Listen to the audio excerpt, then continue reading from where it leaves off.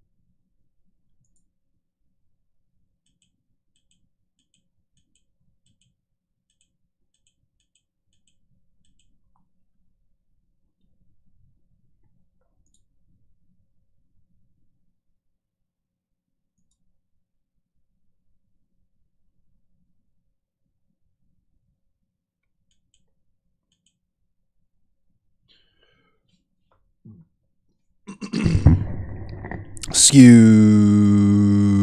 me.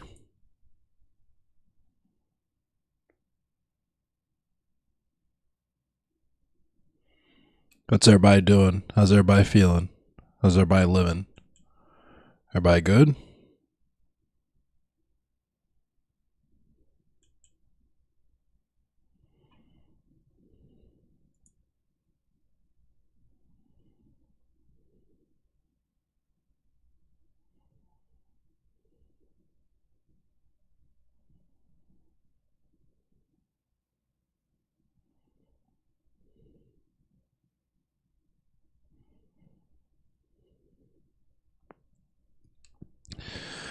I guess not.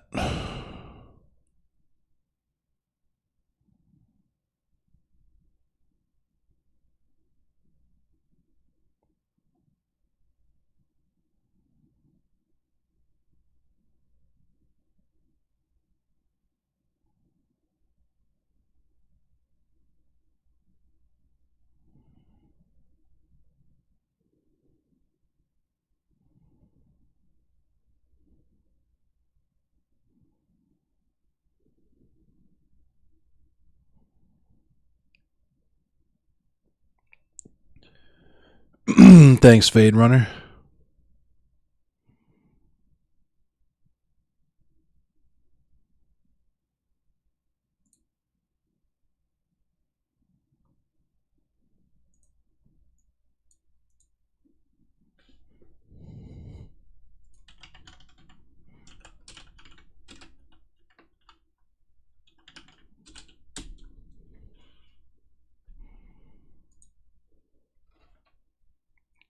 I think I'm probably just gonna chill tonight. I had a bunch of stuff I wanted to do, but thank you, DC Metal Chris. I appreciate you all.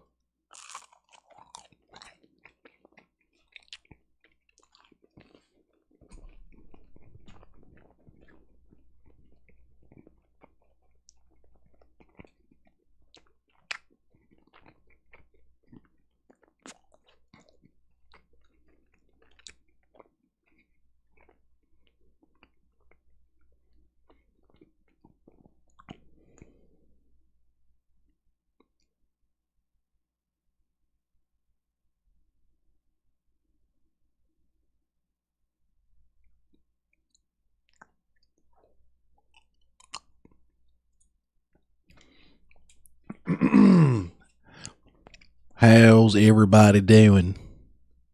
Content? It's time for some content? Bet. What kind of content we looking for? This is probably going to be crazy looking. Yup, I knew it.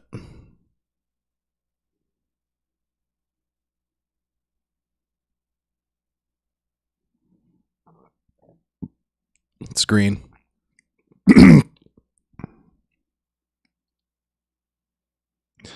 Bad game. What game we watching?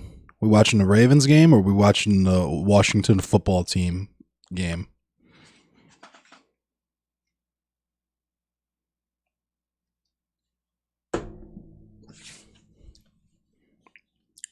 Thanks for the like, Josh. I appreciate you, my bro, my guy, my brother from another mother, my A1 day one, Ace Boone Coon. Packers are busting cheeks. Word. Sounds like the Packers are doing a little bit of packing right now. If you catch my drift, you know what I'm saying. Lions looking like the Lions. Dog, I like. I know I can't say anything because I am, blooded into being a Cleveland Browns fan, which has its own set of problems. But like, being a Detroit Lions fan has got to be the worst fucking life you could possibly live as a football fan. That shit's got to be nuts.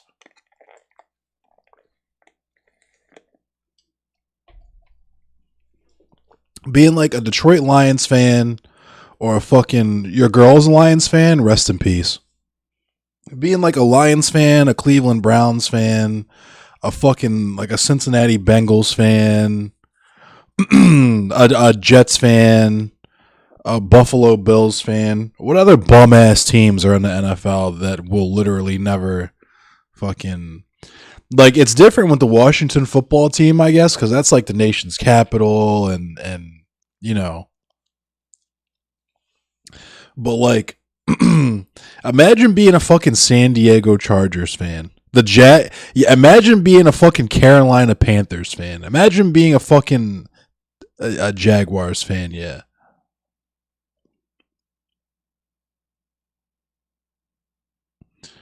Sheesh. I couldn't imagine being a Jags fan. That's the worst life.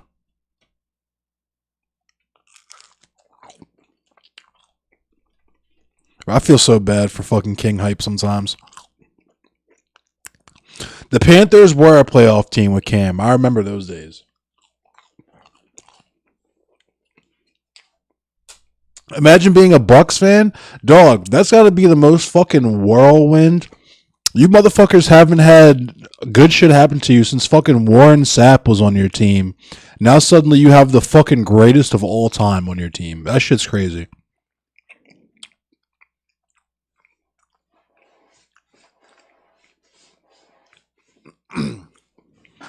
Being a Skins fan was bad? Yeah, I can only imagine.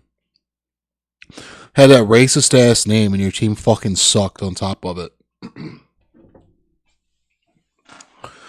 But I used to fuck with the Tampa Bay Buccaneers way back. One of my other like random teams that I liked. Obviously, I'm a Ravens fan. I'm a Cleveland Browns fan, but like, I just really fucked with Warren Sapp for some reason. Like Warren Sapp is goated to me. Warren Sapp was a fucking beast. I was so bummed when he retired. And like I was saying, it's just crazy. Imagine being a Tampa Bay Buccaneers fan. Warren Sapp, a fucking linebacker, is the best person on your team. And fucking like 20 years later, you fucking get the GOAT.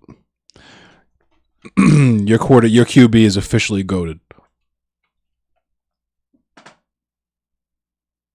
There's motherfuckers that died thinking that the Tampa Bay Buccaneers were gonna be always trash. Like, imagine being a lifelong Tampa Bay fan, right? And you died in the year 2018 or the year 2019. Pathetic. Tampa Lightning also just won the Stanley Cup. Wow. Thanks for the likes, Barry.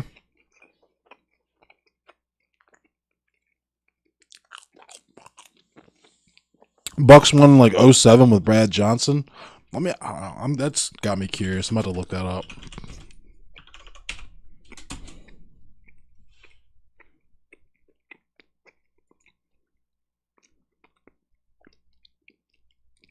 Nah, that was Colts versus Bears. Let me just Google the Buccaneers.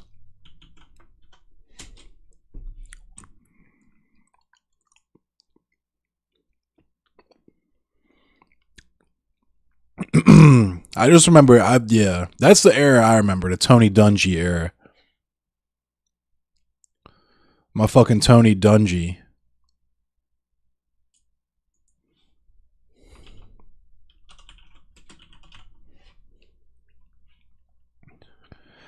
Those motherfuckers. These motherfuckers hadn't won a Super Bowl in 18 years, dog. 2002 is the last Super Bowl the Tampa Bay Buccaneers won. They fucking blew them out, though. They won 48-21. Jesus Christ.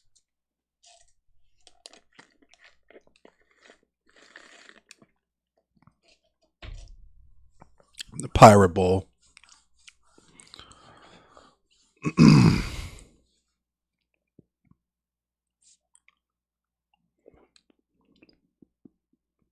Tampa Bay lost 18 games in a row. God damn, dude.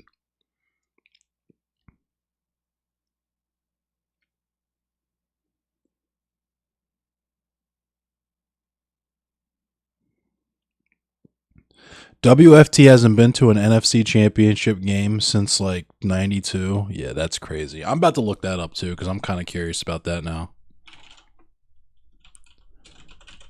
I'm glad, speaking of that, I'm kind of glad that that Cleveland, the baseball team, changed their name. Guardians is a lot of people are not a big fan of the name Guardians. I kind of fuck with it. I don't know how it really ties into Cleveland or how it's related directly to Cleveland, but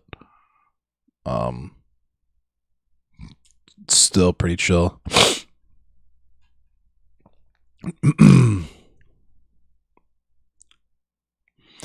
These motherfuckers.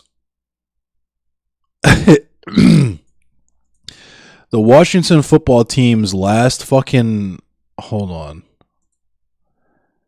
Yeah, they won 37-24 against the Buffalo Bills in fucking 1991. As long as I have been like conscious of football, the Washington football team has not fucking seen a Super Bowl. That shit's fucking crazy. They okay. God damn. 91, 99, 2012, 2015, and 2020 are their only fucking NFC East championships. That's pretty fucking crazy. What a shit ass team.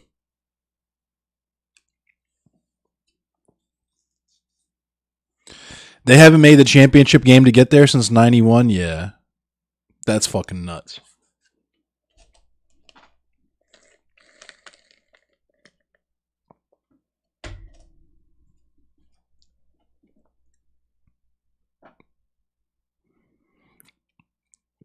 The Buffalo Bills went to 4 straight Super Bowls and lost all 4. What a time to be alive, yo. What a wild time to be alive. Chase Young is built different, too. Your parents had skins ticks? Yeah. My dad used to take me to Bullets games all the time when I was a kid. I really miss that. I don't think they were still Baltimore Bullets when we went. I'm pretty sure they were Washington Bullets. But then by the time 99, 2000 rolled around, they were the Washington Wizards. Bills lost all 4 to NFC East teams. Sheesh. And the NFC East was fucking dog shit at that period of time, too, wasn't it? Hold on. Who was on the NFC East?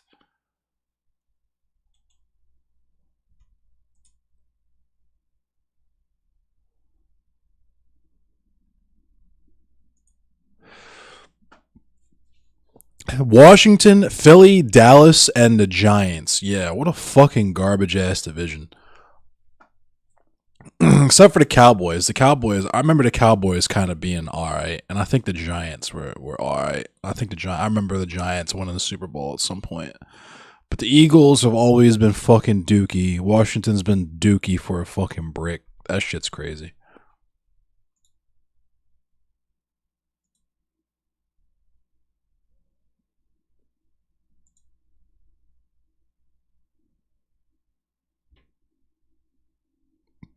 How the fuck are we AFC North? I don't get that at all, but whatever.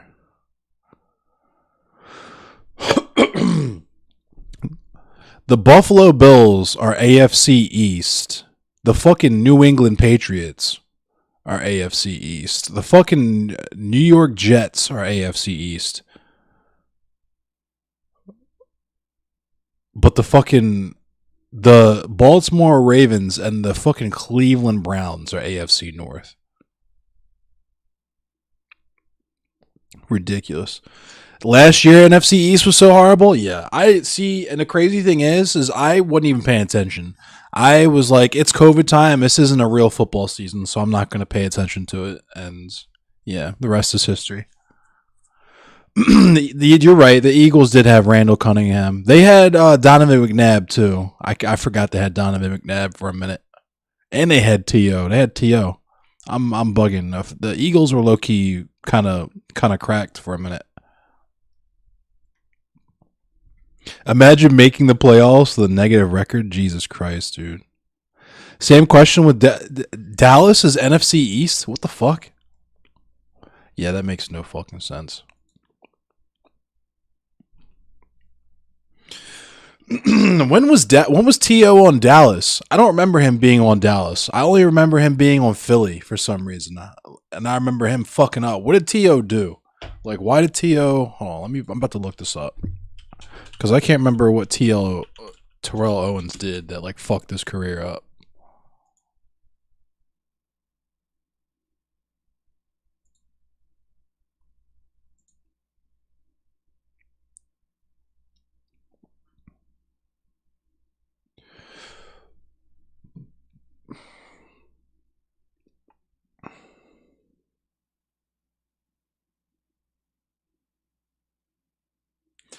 Damn.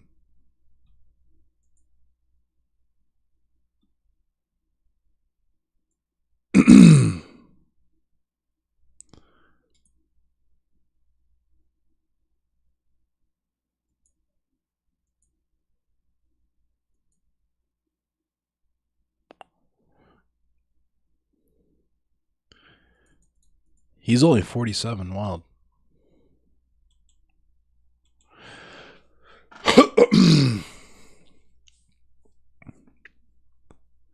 To was on the 49ers originally after the Eagles. Word. San Francisco, Philly, Dallas, Buffalo, and Cincinnati. Him and Ocho Cinco were on the same team? Jesus Christ. To and Donovan McNabb never got along well? That doesn't surprise me. To is very flamboyant, and Donovan McNabb always struck me as very humble, very fucking like country boy vibes. You know what I'm saying?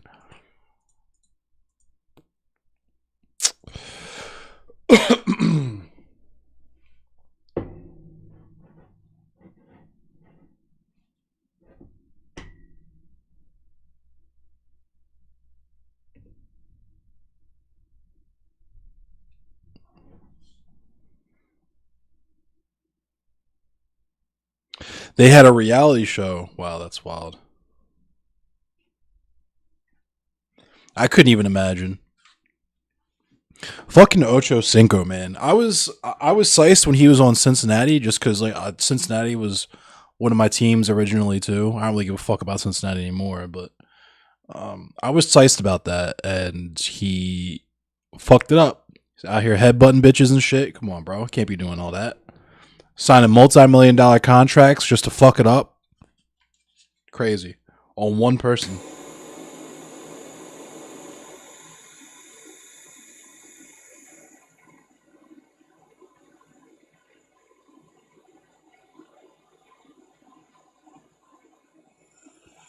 Sorry, I'm doing something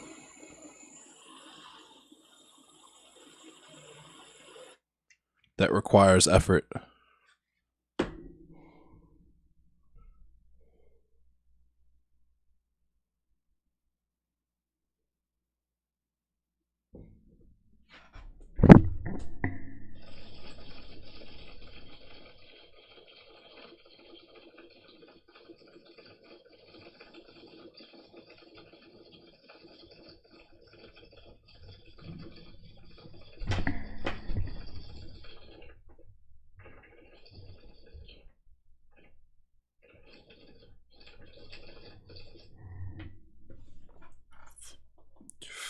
Sheesh.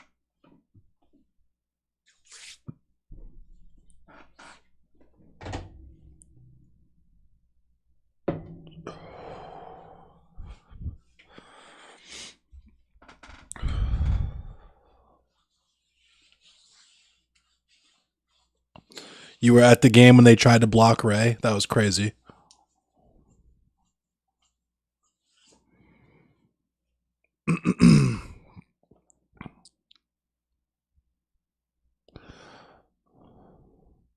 He did punch the fuck out of Ocho. I remember that. You were at that game? That was crazy. That I remember that being in the news cycle for a brick because he wouldn't shut the fuck up about it. I mean, he played it off about as well as you could play it off. I'd probably do the same exact thing. Like if somebody fucking clapped me like that, I would play it out too, just so that people would stop talking about it. People would get so tired of me talking about it that they would want to forget about it. You know what I mean? I feel like that's the pro strat. You get embarrassed behind some shit like that, you gotta fucking pop off even harder than they did. Like, yeah, damn, you fucked my shit up. You really fucking destroyed my shit, bro. Good shit, bro. You fucked my shit up. And you gotta talk about nothing but that for the next like 3-4 days.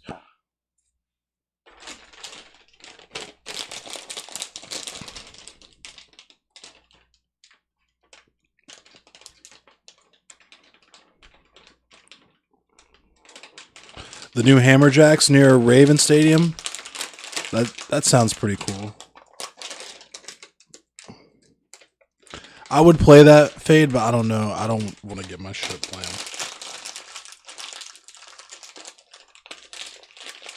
Sorry about all the noise. I'm trying to close up my sunflower seeds. I'm saying, got the bag of seeds.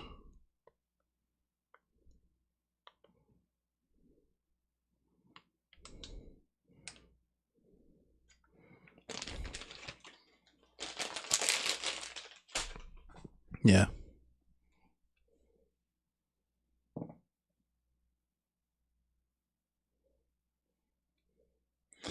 If it's anything, well, we'll see what happens. I'll play it just to fuck around. I honestly don't care. Fuck Twitch.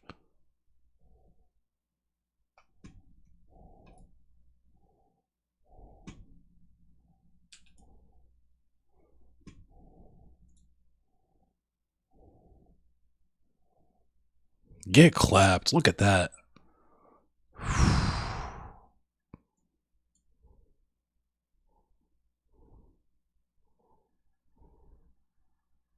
Mm, mm, mm.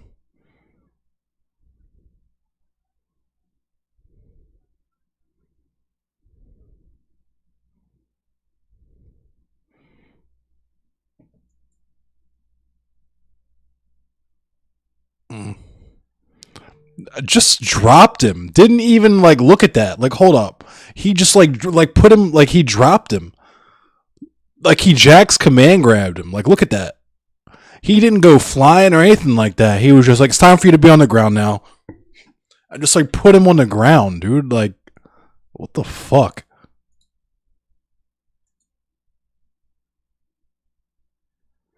Fucking Jack's command grabbed him.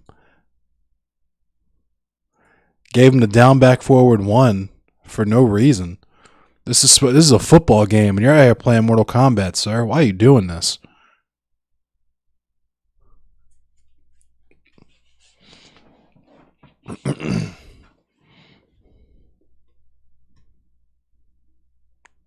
Wow, that's interesting. I'll have to watch that later.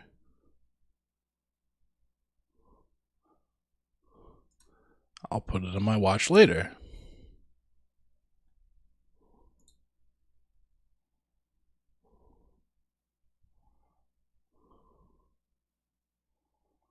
Look how, but just to take a moment, just for a moment, can we appreciate how crisp and just how fucking like look at me, yo. You see this Infinite Azure behind me? You see me in the white tee? You see how fucking you see me? You peep this aura?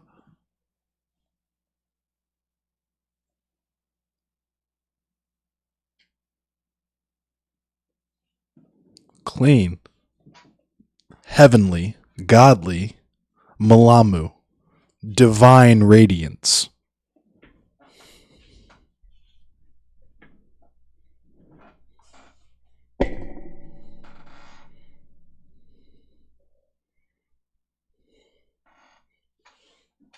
Better fit than Mahomes. Yo, why do rich people always dress like rich people always dress like they got dressed in the fucking dark? And I know it's low key a flex. Yo, thank you, Julia. I appreciate you. I know it's low key a flex because you're just like, I don't give a fuck if any of this shit matches. I don't give a fuck if it even covers my whole body. I just want the most expensive shit. I want to spend $800 on a hoodie with hella holes in it, with the sleeves too long.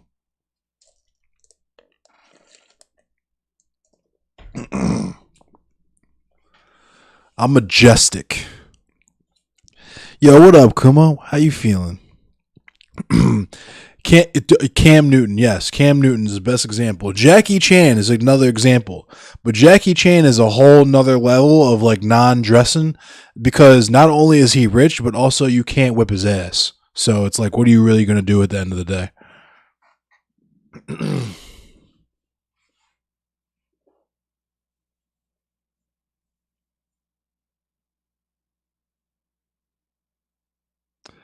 You came to Baltimore City with that horrendous fit just to watch his brother's team lose.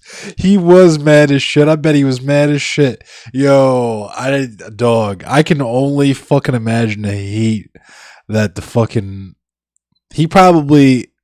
I don't know. He probably just dipped. He dipped out. Play the clip. I'm going to play that clip. Oh, let me see. Let me cue it up. Real QAnon vibes. You know what I'm saying? All right, I've queued it up.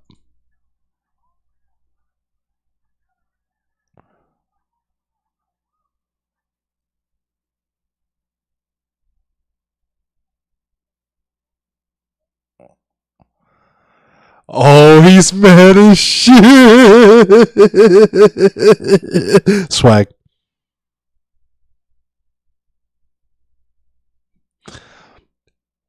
That's not drip though. Like I got that basic ass Supreme fucking long sleeve one.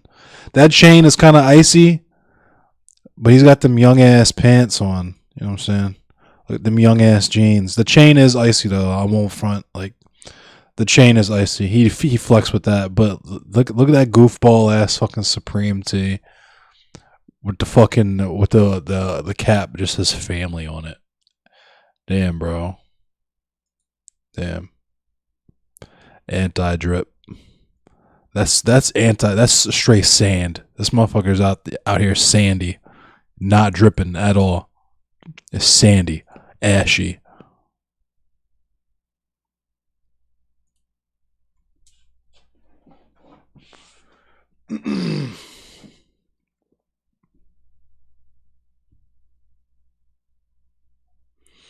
I can't.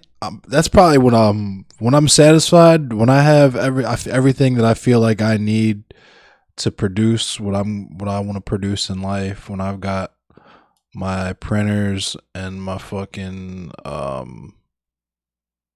instruments, my musical instruments. I got my drums, I got my guitars, I got my 3D printers, I got my PC, I got my laptop, I got my PS5, I got my Xbox, I got my custom gaming PC. I got my Cybertruck, I guess. Fuck it, why not?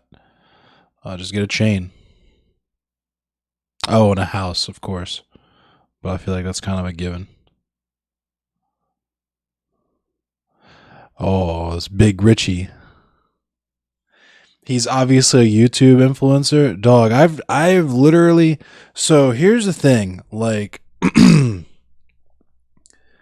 I don't know if I'm too young or too old, but like the Supreme shit was literally always a meme to me.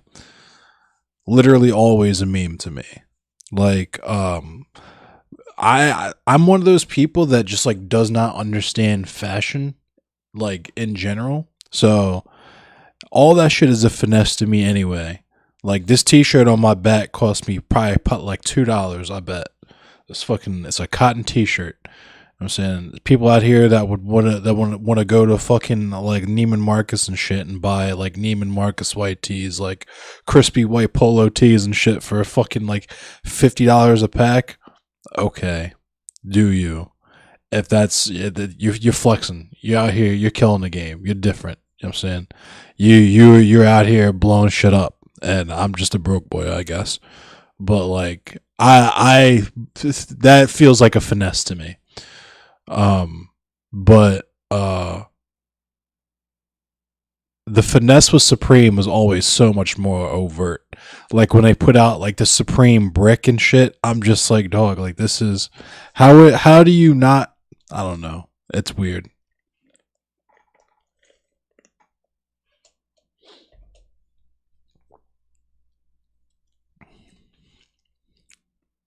For the choice of fashion, yeah, but that's what's so crazy is like I don't know. I can't say because I don't know what I would spend that much money on, but I definitely would not. If I was going to spend a shitload of money on clothes, it definitely wouldn't be that. You know what I'm saying? If I'm spending like I could spend like hold on, what's the Nike shit looking like nowadays?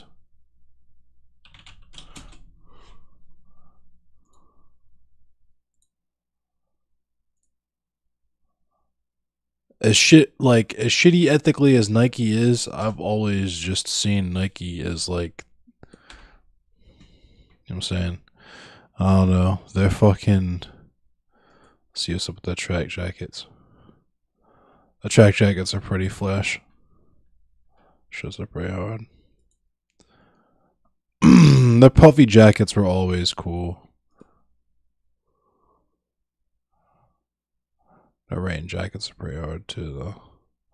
And what color the way is this coming? Nah, that shit's kind of tough. What's their fucking what's that tech shit, that tech wear shit that they put out some tech wear shit too.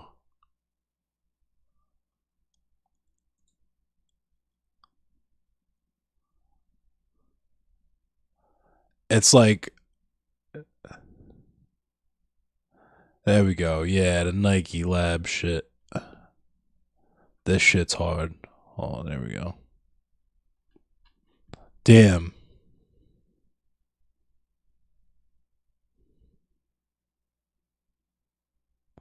$150 for the Nike woven vest. That shit looks slick with the track jacket though, probably. Well, this is all new shit though. Goddamn.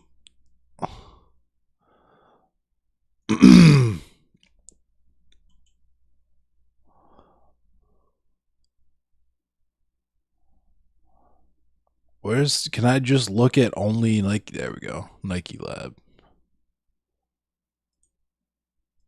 Let's look at all of it. Let's peep all of it.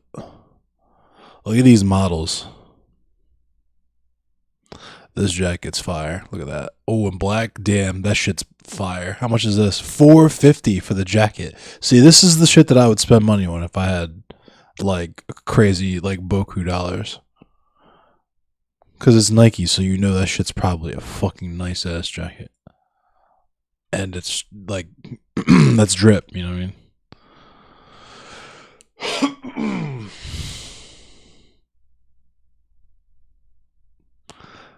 Damn, this shit's $2,500 for this drippy ass fucking long coat.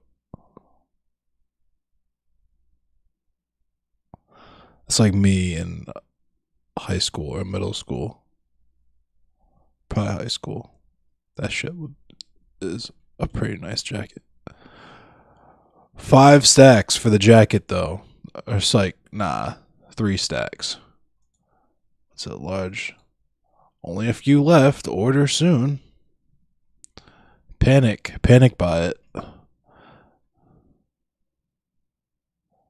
Is that like you wonder what that was? That like denim? What is that?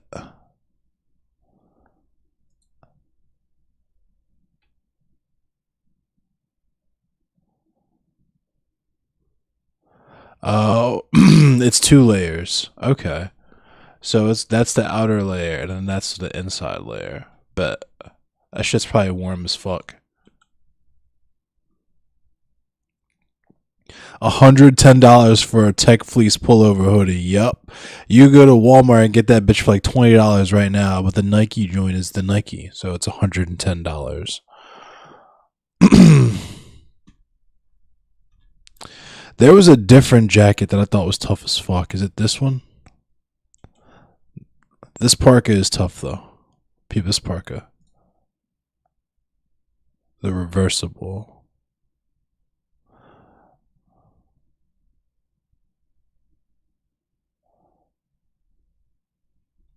Oh, it's half off too.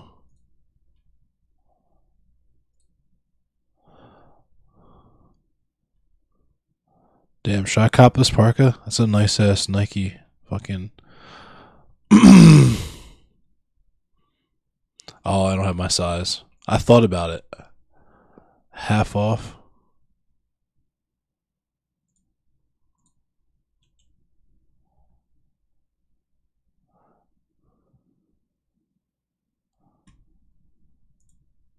My fault. This was the parka I was looking at. I was just describing the drip.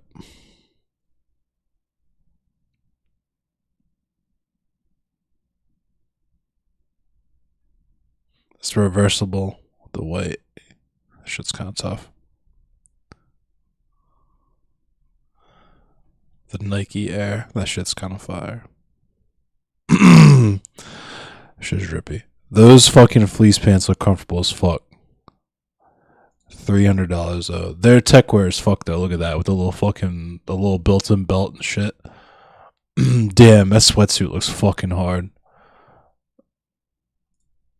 Damn, look at that fucking damn, yo. That's with the fucking Air Maxes. Damn, why is this fucking dog? Why is Nike going crazy like this? The tech wear shits that they come out with are pretty fucking fire. This hoodie is pretty tight.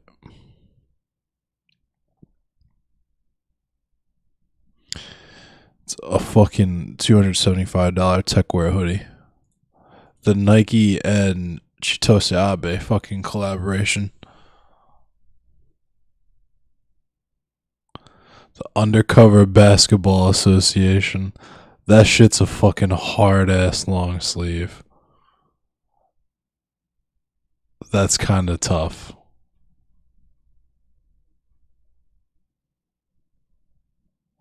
Damn, that jacket's tough. That's the jacket we looked at earlier.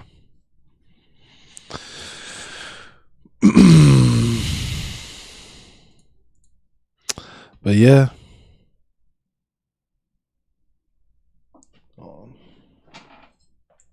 I guess I'll do the news.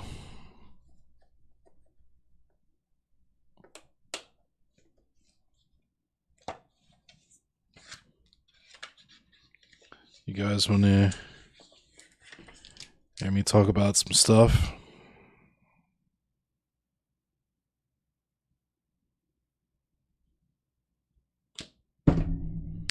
Alright. We'll talk about some bullshit very briefly, though. Very briefly. Very surface level. You know.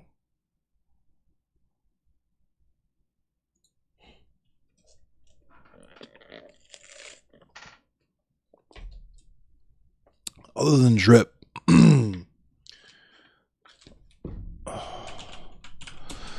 This was a very good idea as well. I got my fucking make notes throughout the day of shit that I want to talk about, write about on stream. Talk about, I guess. This better not be paywalled. I'm gonna punch a hole through my monitor if this shit is paywalled. Okay, good. Alright.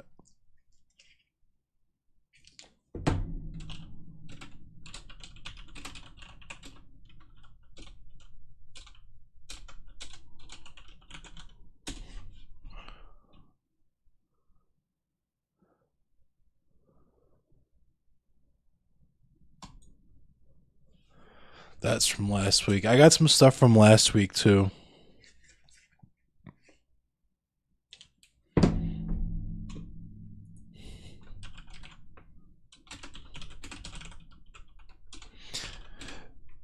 because as you know, I was not streaming last week. My tooth hurt real fucking bad. And then, what the fuck, man? There we go. Okay. And then you better not start playing. Okay, cool. And then, I went to the dentist, and they were like, "We can't really help you with your tooth, but we're gonna make your other teeth hurt too." And I was like, oh, "All right, worth it."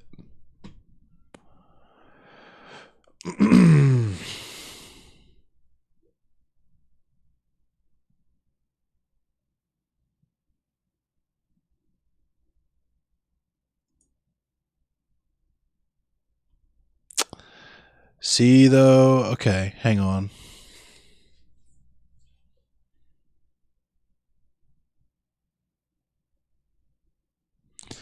Wait a minute. Let me double check and make sure.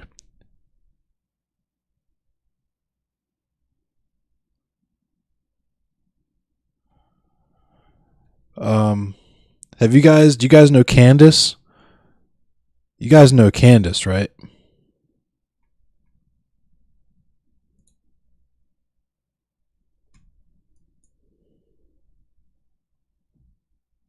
Is this from?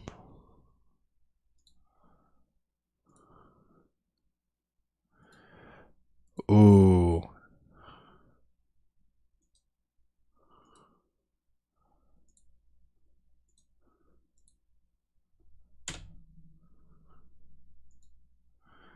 That Taiwan arms deal link does not work anymore. Just so you know.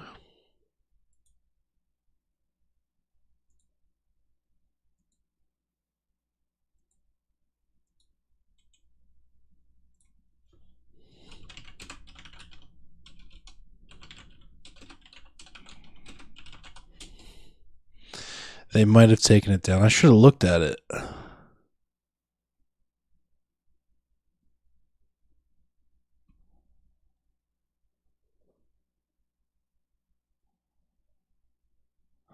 Is that from last week or is it from last month?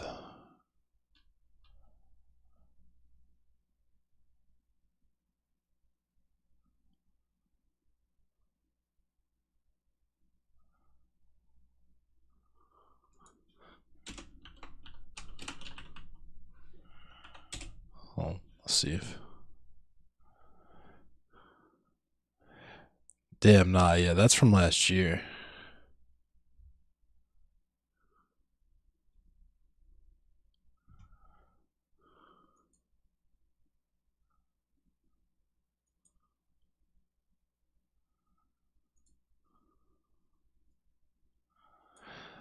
Never mind. What else do I have written down here? Oh, yeah. This dumbass shit. Hang on.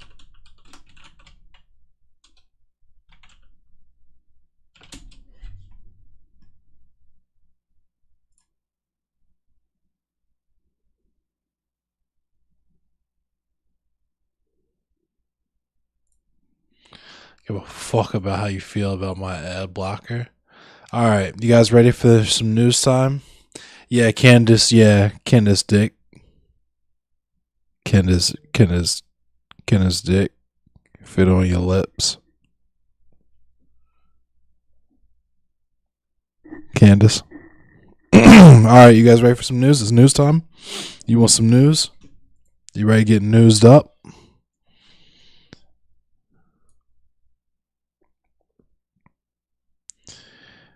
All right.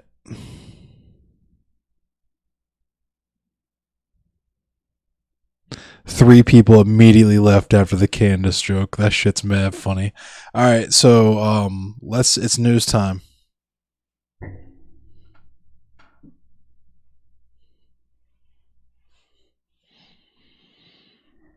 It's news time. All right. So up first, I guess the Supreme Court setting a date for this case that's going to challenge Roe v. Wade, which is really fucking silly.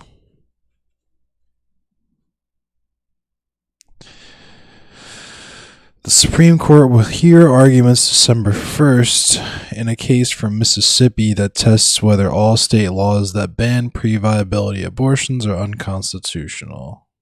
The case, Dobbs v. Jackson Women's Health Organization, has potential to pose a serious challenge to Roe v. Wade. That's the 1973 ruling that declared that a woman has a constitutional right to terminate a pregnancy in the first 6 months of her pregnancy when the fetus is incapable of surviving outside the womb. Mississippi bans most abortions after 15 weeks, significantly before fetal viability, which is typically between 22 and 24 weeks. A panel of the Fifth U.S. Circuit Court of Appeals, one of the most conservative in the U.S., blocked enforcement of the law, finding it in conflict with Roe v. Wade and subsequent abortion decisions. Mississippi's law is one of many the conservative states have passed in the last year or more seeking to eliminate or severely restrict abortion. Bans on pre-viability abortion have been struck down until now in a dozen states since 2019, including Alabama, Arkansas, Georgia, Kentucky, Louisiana, Montana, Missouri, Ohio, Oklahoma, South Carolina, Utah, and Tennessee. In May, the court agreed to hear the case. Monday's announcement puts a date on that decision. Shut up. The court's announcement came weeks after the High Court allowed Texas to move forward, for now, with a new law to ban abortions after cardiac activity is detected. This happens usually after 6 weeks, which is often before women know they're pregnant, which is absolutely fucking insane to me. The Mississippi case has drawn widespread attention with more than 1,125 front of the court briefs filed so far, most of them from conservative, religious, and anti-abortion groups. More were filed from the other side on Monday, including a brief from more than 500 female athletes, including Olympians, professional and collegiate athletes. Among them are Megan Rapinoe and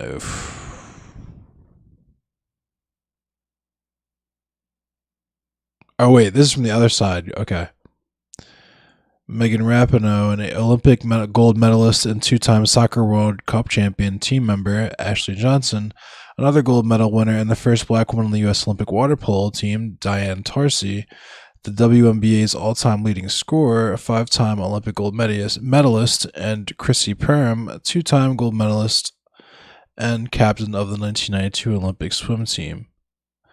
This brief marks the first time I have publicly shared my abortion story, said Perham. When I was in college on a swimming scholarship and on birth control, I became pregnant. I made the very personal decision to have an abortion, which empowered me to take control of my future. Others may have made a different decision in that situation, but my decision ultimately allowed me to become an Olympian, a college graduate, and a proud mother today. That is what I'm fighting for, everyone to be afforded the freedom to make their own decisions about their bodies. Wow.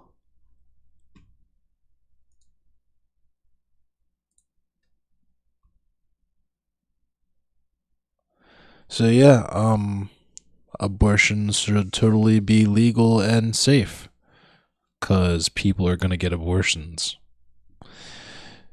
Seems logical, right? Seems reasonable? I don't know. Weird.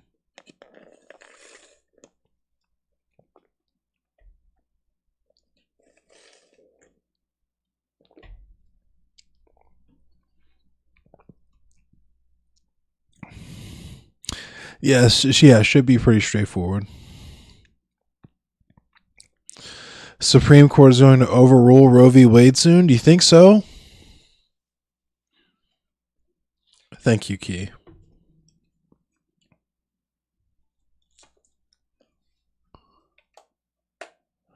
What's happening, Key?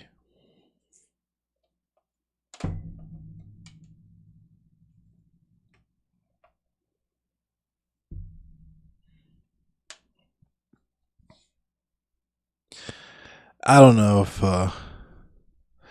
GOP has stacked the court for that purpose. Yeah, that's true. I just who knows? I don't have any skin in the game. I don't have a uterus. I cannot carry or produce a child in my body. Um, but something I kind of just feel like for some reason I just feel like that won't happen. You know what I'm saying? At least I hope. I'm super hoping really super hard that that's not going to happen. I know that the GOP has been trying for that, and there's a crazy section of the country that really really wants that, but I just feel like more people don't want that. Do I think date rapist Kavanaugh is going to let Roe v. Wade stand? Um,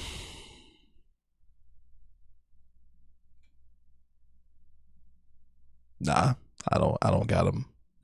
If he has to vote on it, yeah, I don't think that's gonna pan out very well. He's probably going to vote to, however that works. He's probably going to be against Roe v. Wade, I would imagine.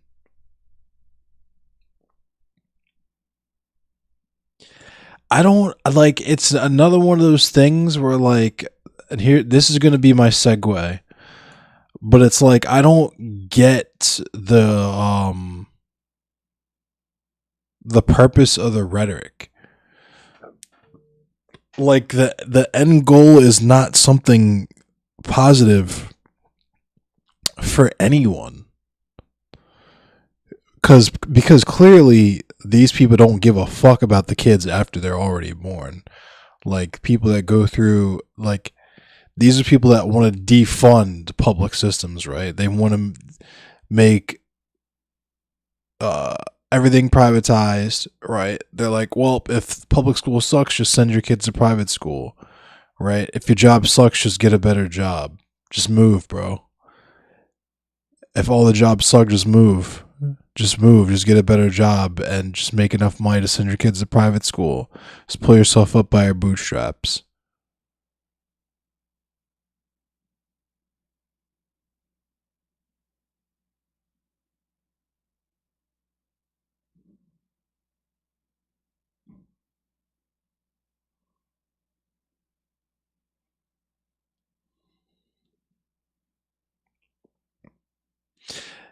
Yeah, that's another angle, Big Richie. I feel like lots of these uh dudes have like coerced or like had people that they were canoodling with on the side to very quickly abort any consequences that may have occurred. But speaking of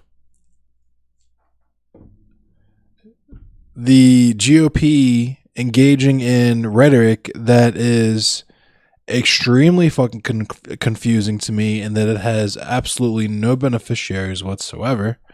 Um, People are continuing to foster reluctance or outright denial of the COVID-19 vaccine, which is silly. You're a silly person if you don't think that the vaccine is safe or that anything is going to happen to vaccinated people. And furthermore, in advancement of that point, we found out today that 5 to 11-year-olds can get the vaccine, can get Pfizer gang. You know what I'm saying? Pfizer gang or die. It's all Pfizer gang all day. We Pfizer. It's Pfizer. This is a Pfizer stream. So, if you fuck with the Moderna or the AstraZeneca in here, know your place. This is Pfizer territory.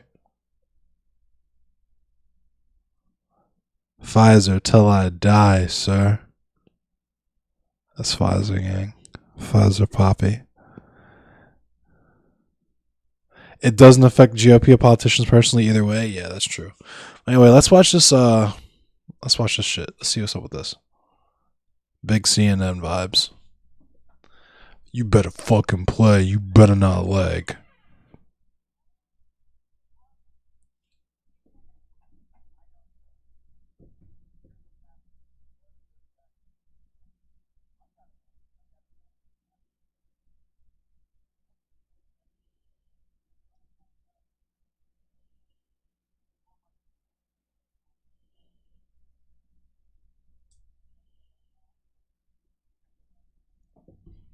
My man was heated. He's like, yo, when can I get vaccinated?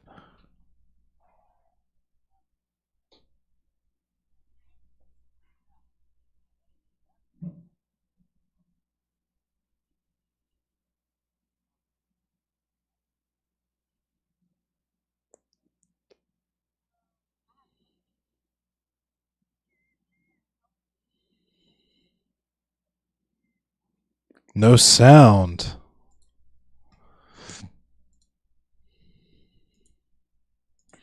Why?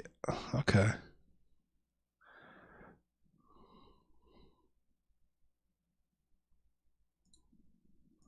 I can't believe you've done this. I don't understand why Streamlabs just randomly decides when it wants to check my hardware out. Alright, here we go. I have a question. Yes, sir. When can elementary children get the vaccine? I don't know. See, you hear how heated it was? I have a question. Hear how heated he is? He's like, yo, when can we get vaccinated, bro? What's up, K-Ron? I play the most silent clips. Yes, sir. When can elementary children get the vaccine? I don't know. See, he pressed him. He straight pressed him about it. He's like, yo, I want to know when that vaccine coming out. You need to tell me when we can get that vaccine, bruh. I want that vaccine, bruh. Look at the look in his eyes. You see that look in his eyes? He's got a fucking compass in his pencil box right now next to the fucking Power Ranger eraser. You know what I'm saying? He's going to pull that bitch out and stab him dead in his fucking throat. That's what that look is. Thank you, K-Ron. Oh, word, this is your other account? Right on. Right on, Mrs. Blashy.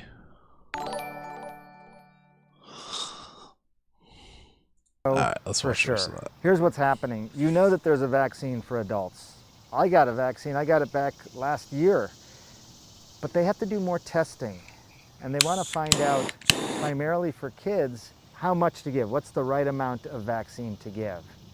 So they're testing that now, and they're going to figure out exactly what the right amount of vaccine to give to make sure that when you get it, it's giving you long-lasting protection against the virus.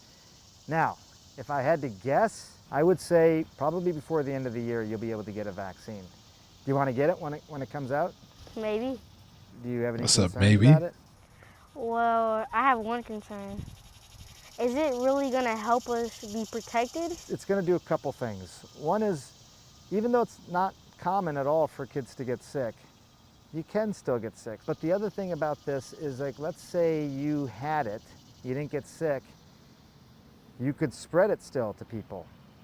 The vaccine can help reduce the chances that you'll spread it as well. Let's The question I want go. to ask you is, how can you convince more people to get vaccinated?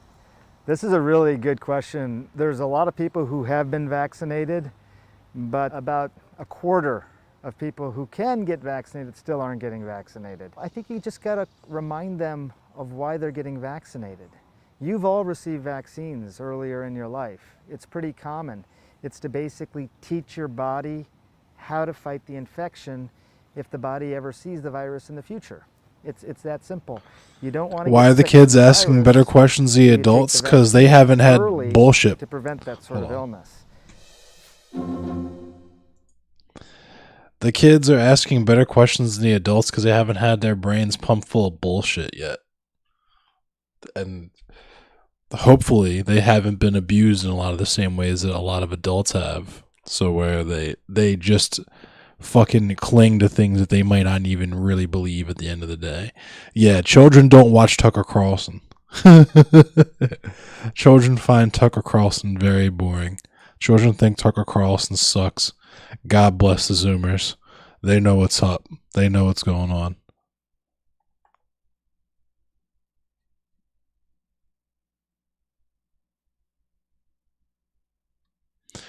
The trial included 2,268 participants aged 5 to 11 and used a 2-dose regimen of the vaccine administered 21 days apart. This trial used a 10 microgram dose, smaller than the 30 microgram dose that has been used for those 12 and older. The 10 microgram dose was carefully selected as the preferred dose for safety, tolerability, and immunogenicity in children 5 to 11 years of age, Pfizer said in a news release. Participants' immune responses were measured by looking at neutralizing antibody levels in their blood and comparing those levels to a control group of 16 to 25-year-olds who were given a 2-dose regimen with the larger 30 microgram dose. Pfizer said the levels compared well with older people who received the larger dose, demonstrating a stronger immune response in this cohort of children 1 month after the second dose. So that's cool. Seems like the kiddies, at least 5 and older, will be able to get the vaccine soon. And speaking of the middle school children and things that they should be able to do, let's talk about some things that some middle school children should not be able to do.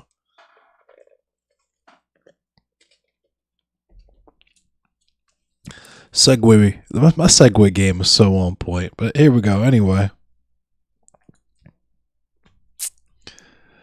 So I guess some middle school kids got arrested because they were planning to shoot up their school. Authorities in Lee County, Florida, thwarted a plot by 2 students to commit a school shooting after a teacher shared a tip alleging a student had a gun in his book bag, according to Lee County Sheriff Carmine Marcino. An 8th grade student at Harns Marsh Middle School in Lehigh Acres was removed from class and searched after the teacher shared the information with school officials, Marcino said at a news conference Thursday. I can't English now. I fucking read immunogenicity and now I can't English.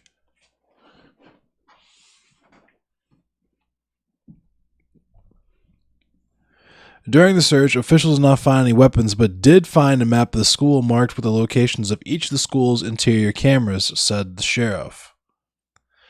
Detectives from the department's Youth Services Criminal Investigations Division began an investigation and identified 2 male students, aged 13 and 14, who Marcino said were involved in a plot to carry out a school shooting. The investigation uncovered that teens had taken an interest in the 1999 Columbine High School shooting and were extensively studying to learn more about the incident and the shooters, the sheriff continued. Detectives also learned that the students were attempting to learn how to construct pipe bombs and how to purchase firearms on the black market, Marcino said. Crazy.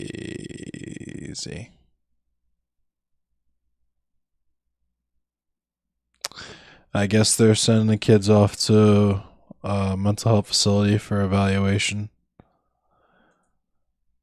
Wild.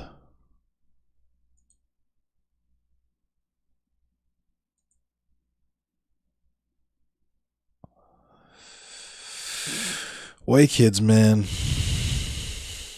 That shit's crazy. All right, so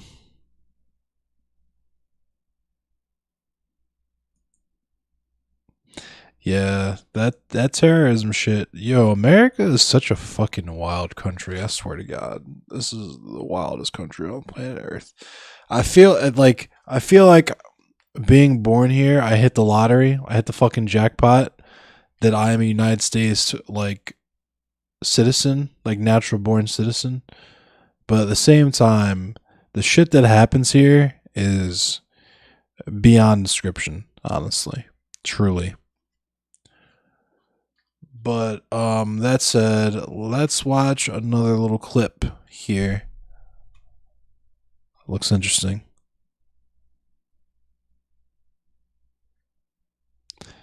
Iraq war veteran and Empire Files producer Mike Preisner disrupted a speech by George W. Bush in Beverly Hills on September 19th, 2021.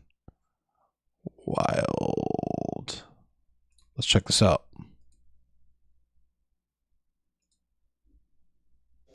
Was around too. And Mr. Bush, when are you going to apologize for the million Iraqis that are dead because you lied? You lied about weapons of mass destruction. You lied about connections to 9/11. You lied about Iraq being a threat. You sent me to Iraq. You sent me to Iraq in 2003. My friends are dead. Joshua Castile. You killed people. You lied. You lied about WMD. A million Iraqis are dead because you lied. My friends are dead because you lied. You need to apologize. Apologize. You need to apologize. Apologize. Apologize. Are you with this gentleman? No. What just happened? I'm wondering if they're going to arrest me, but What just happened? I just disrupted George Bush speaking. Damn, he's so psyched. They dragged me out. I'd be psyched too, though. I guess the cops are not after me, so I guess they're not arresting running, me. but yeah. Yeah. It sounds like Abby Martin behind the camera. Well, what I did was I tried to read the names of friends of mine who died after going to Iraq and then died of injuries they came home with. He went hard. The names of Iraqis who were killed by the U.S. occupation in the Nice Square massacre, Editha, those you saw in the collateral murder video. Hold on, that's funny because if this woman behind the camera, so if this woman behind the camera is Abby Martin and the woman behind the camera said no when the person asked her if she was with him, it's funny because they're literally married. But hold on. I tried to read the names, but the event runners immediately grabbed the list and tore it up. But I was able to shut it down for a little while, right when Bush was getting into his first little cheesy story about his life and all that, trying to be funny. But Fuck George Bush. Hopefully I shook him and set a tone for the event. The crowd was very mad. Good. Typical crowd you would expect for George W. Bush, but they seem to not be expecting it at all. And here we are. So, They were mad. Oh, I know they were tried not to mad. give them a little moment of peace because no one else gets it who is touched by the war.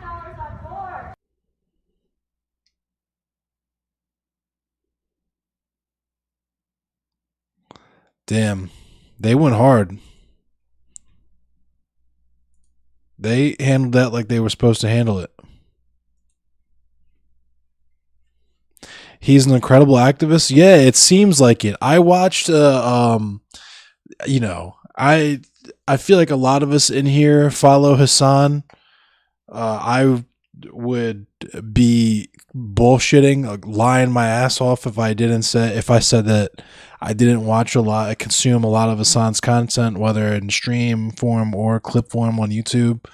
But I watched, it was like an hour or so long interview that Hassan did with Mike Preisner. And yeah, everything that he said in that was like he passed the vibe check. I'll say that. He definitely 1000% passed the vibe check.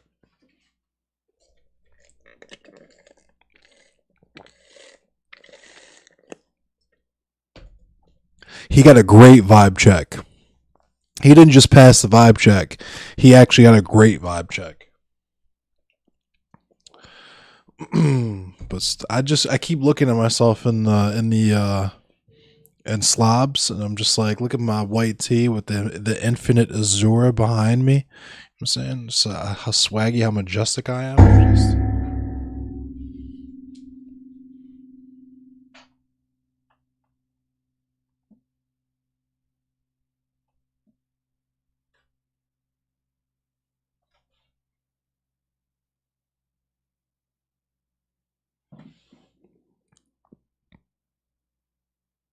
yes.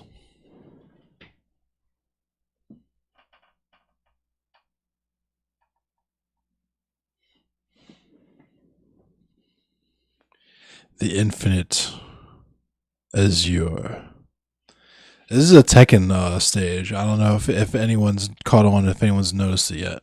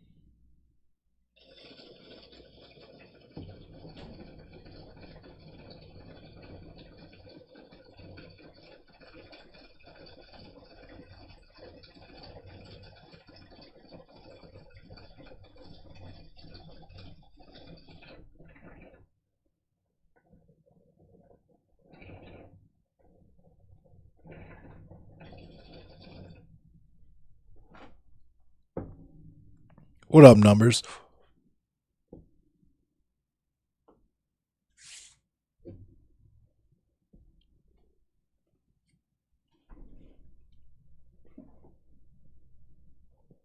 What's happening, numbers? Alright, so this next piece is going to be about some good old propaganda. You know how we feel about the police. The police are not our friends. Fuck the police.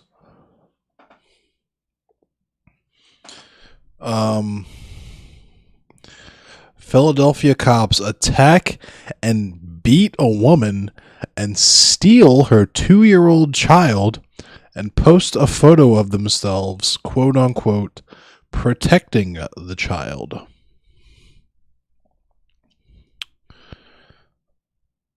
You made new Twitch? Right on, numbers.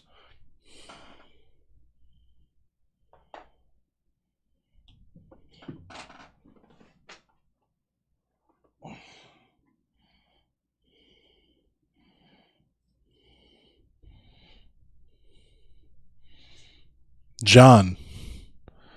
Okay. John. John it is.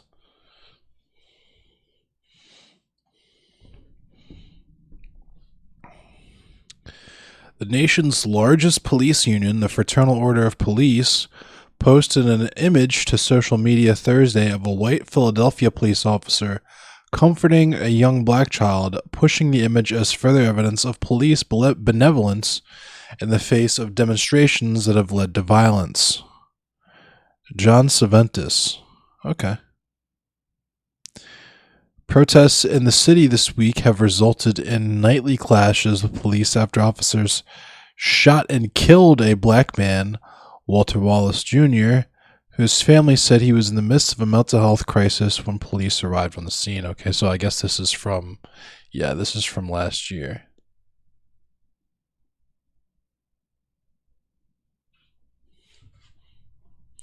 I remember when this happened last year, but I saw this was coming up again in social media, like on Instagram. It was making the rounds, so I wasn't sure if there was new information.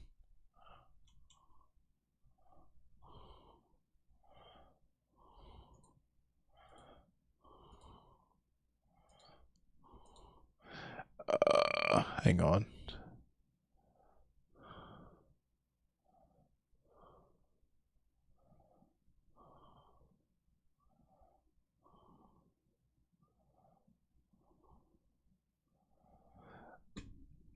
She won the court case. That's what happened. Hang on.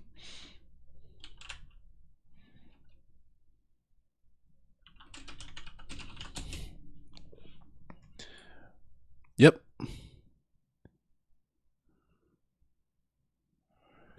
Here we go. She was beaten by police in front of her toddler. Now the city is paying her $2 million. So she got $2 million for that. The Philly police smashed the windows of her car, ripped her out of the car, and then beat the shit out of her in front of her kid and posed the kid for photos so that they could pretend like they were consoling the kid. You're shocked she won? I'm also shocked she won. I'm not going to hold you.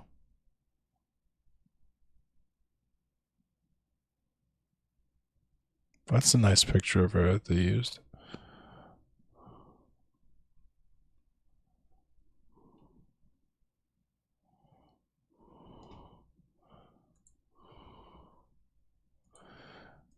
But yeah, that's everything I had written down for news stuff. Let's see.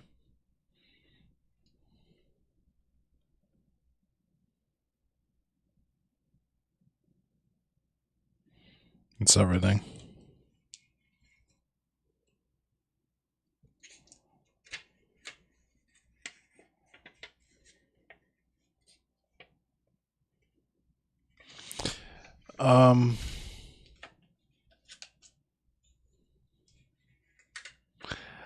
Yeah, I mean, I guess they thought the kid would be too young to remember or something. I don't know.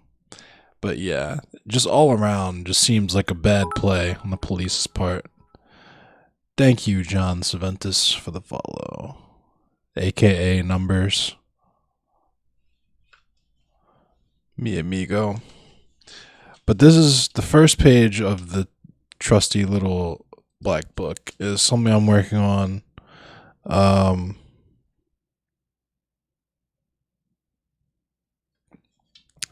I want to do like a YouTube, like more focused type content thing. So it'll initially be a stream. How I'm planning on doing it is it'll be a stream where we'll be able to interact like this. I'll go into different topics and do stuff I'm talking about, but I'll have scripted moments where I'll be recording so that I can use that shit as like B-roll in a YouTube video.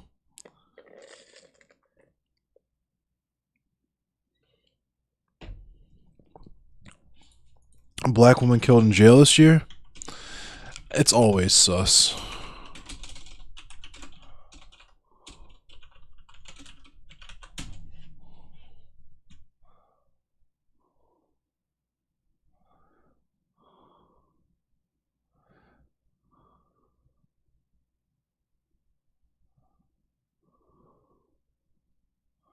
This more so than usual. I haven't heard of it. I just tried to Google it. Of course, Sandra Bland is the first thing that comes up and is the most prominent thing that comes up.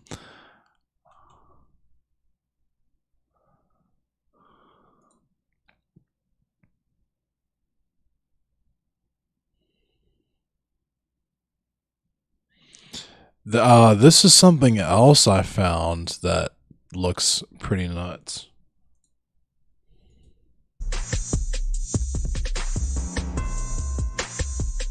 We're following a disturbing case unfolding in Indiana tonight. A young black woman is dead after repeatedly pleading for help while in jail.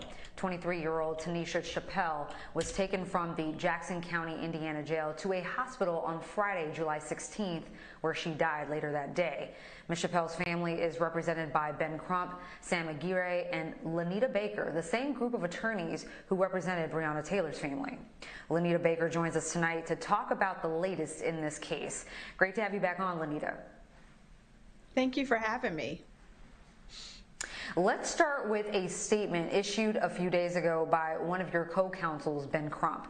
It reads, her family wasn't called for more than 3 hours after she died, and now the sheriff's department refused to tell the full truth about what happened. They won't explain why Tanisha's face was swollen and beaten. It makes me think of Sandra Bland. They won't explain why they ignored Tanisha's medical needs during the 24 hours leading up to her death, despite her constant vomiting and rising fever. They won't explain what video footage shows, even though the facility has new state-of-the-art cameras. What happened to Tanisha Chappelle? Lanita, there's so many unanswered questions about what happened to Tanisha. What do you and the family know tonight? Yeah, what we do know is that the Jackson County Jail has a history of disregarding prisoners' medical needs, not taking them to a hospital when it's necessary. As we do know, Tanisha had been sick for almost 24 hours, and other inmates describe her as screaming, calling for help, not being able to walk, saying that guards had to actually carry her to another cell, and the guards just kept saying, "Oh, she's faking, she's faking." All the while, she's got a rise in temperature and she's vomiting, and again having pain in her joints, such that she could not walk. Wow. Well, the family says that she was having a difficult time in jail. She had gotten into some altercations with other people, and someone reportedly left a noose on her bed. Can you tell us more about what she was going through while in jail? Yeah, the Jackson County Jail is in a small county in Indiana. Very few minorities that even live in that county, but Tanisha was one of two Black inmates that were female inmates that was in the Jackson County Jail during the time that she was there, and noted, there was issues with racism between the inmates and the guards. And she also, called home repeatedly saying, please try to get me out of here. If something happens, if I don't get out of here, something's going to happen to me. And it's unfortunate that her greatest fear did end up happening. She died. She went in, a 23-year-old healthy woman, mother of one, a 10-year-old daughter, Nevaeh, and she never made it out. When the family talked to her and she was saying or expressing some of the difficulties she was having in jail, did they try to get help for her while she was in there? They definitely were trying to get help. They were getting roadblocks from jail staff, but that just seems to be the pattern of that jail. And talking to former inmates, the conditions at the jail are really heinous. They're inhumane. A history of inmates having to be in cells with backed up sewage and such. It's just the very definition that we know of cruel and unusual punishment. And so we plan to do whatever we can to bring light to the issues at Jackson County Jail, changing the conditions there for the inmates, but also to bring justice for Tanisha Chappelle. She did not deserve to have her medical needs neglected and ignored by the guards for nearly 24 hours. Other inmates, it was so bad that other inmates was actually calling for help too, and the guards just kept saying she's faking, and we have a feeling that it's due to if they take inmates to the hospital, they have to, the county has to pay those costs. So we think that it was a situation of let's not take them to the hospital even when they're near death.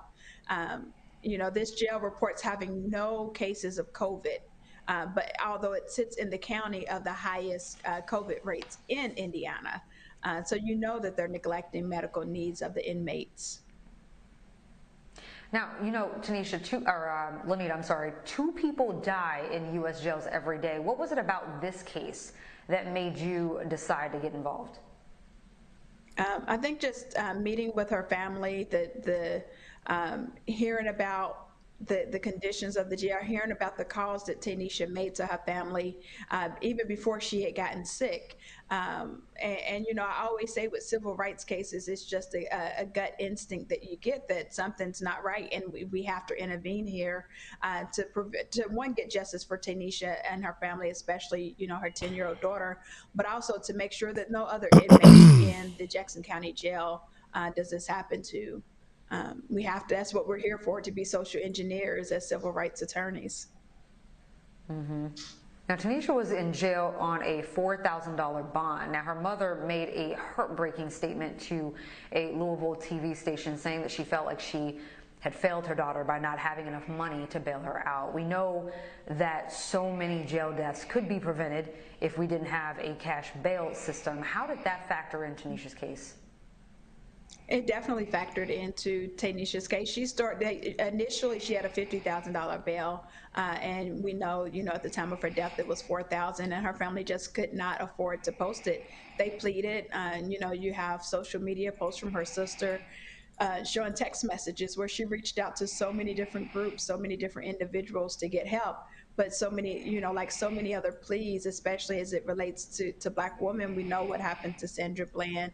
It fell on deaf ears. So unfortunately, they were never able to come up with that money. And as much as we tell Tanisha's mother that she can't hold herself responsible for that. She just feels like if there was some way she could have gotten that money, that her baby, Tanisha's the youngest of four children for her mom, so her baby would be back at home with.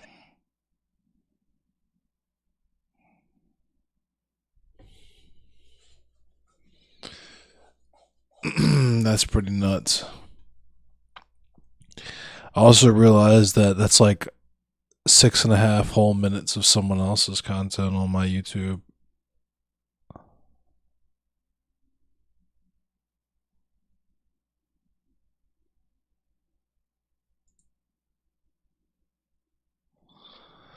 So I didn't know that Corinne Gaines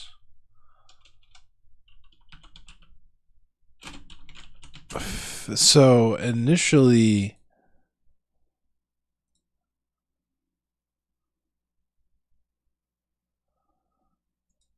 okay.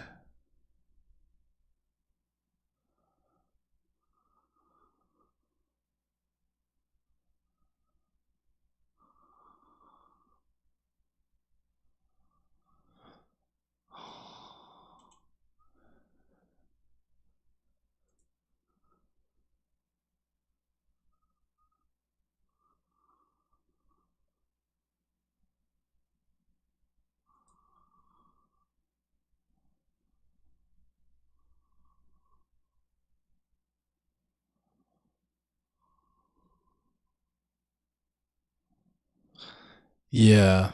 Jail, yeah. The entire there's multiple reasons why the prison system needs to be abolished, but that's one of the things about jail and prison. Um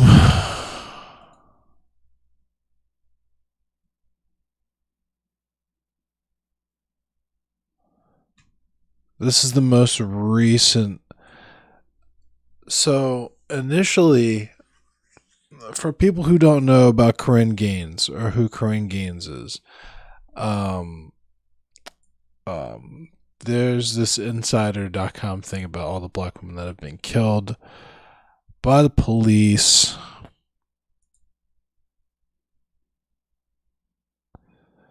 Let me find her just really quickly. In August 2016, the police in Randallstown, Maryland, were serving Corinne Gaines a warrant for failing to appear in court over traffic charges and her fiancé a warrant in connection with an assault. It turned into a 6-hour standoff after Gaines refused to surrender. Officer Royce Ruby Jr. said he fired at Gaines when she pointed her gun at officers who had entered the apartment. Gaines was killed and her 5-year-old son was injured. And when it says her 5-year-old son was injured, his arm was almost blown off. They ran up in there with the pumpy, and yeah,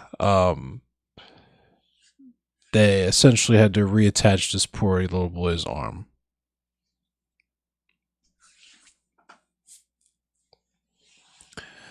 Gaines' family was awarded a $38 million settlement in 2018, so 2 years later. But a year after that, a Baltimore County judge overturned it. I didn't know that a judge overturned it. And Royce Ruby Jr., the police officer who fired at her, was not fired, charged, or convicted. A spokesperson for the Baltimore Police Department confirmed the case is still tied up in litigation, and that actually is true.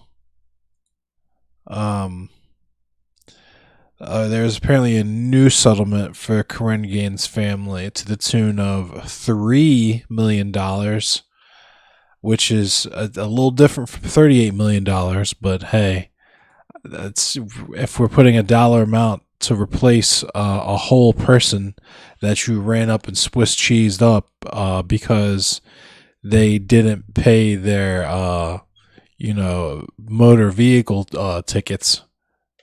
Yeah, I don't know.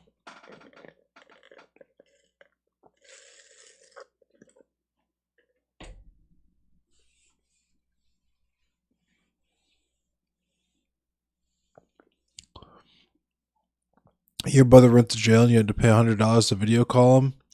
Your clients in immigration are effectively denied access to relatives. Access to counsel is and can be even harder. Guards won't recognize an EOIR 28. System is set up for people to remain in the jail. Oh, yeah, because the more people... So, peep game, right?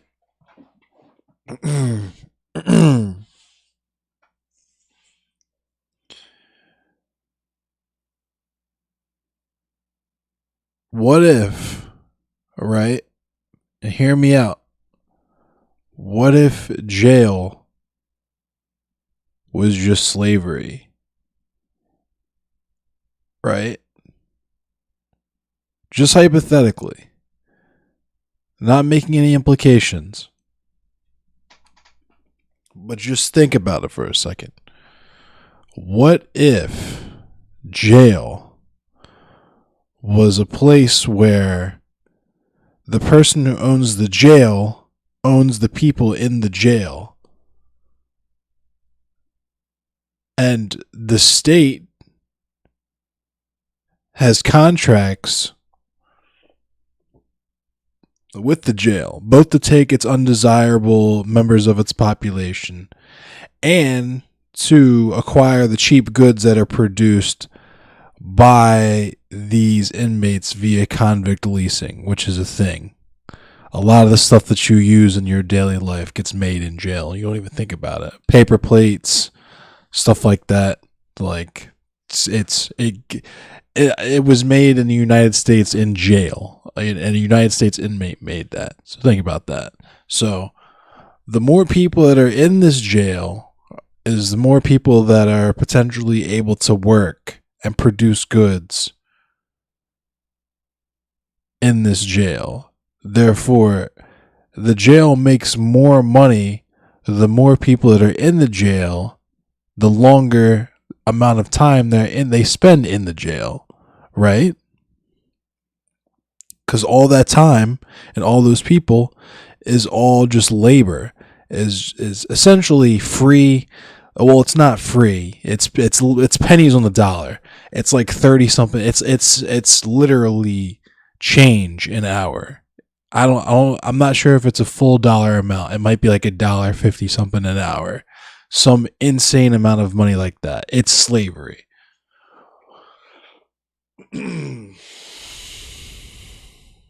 I mean, imagine if it was slavery, right? Fiat currency is a lie. Income tax does not exist until 1913. What's up, Holy Flesh? That's a new name.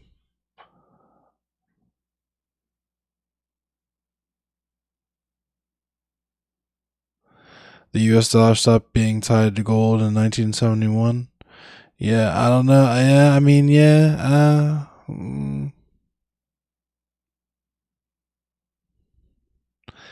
Why work for paper that the higher class can print and hang in front of you like a carrot? So my question is, why does there have to be a higher class? You know? Why can't we just kind of work together?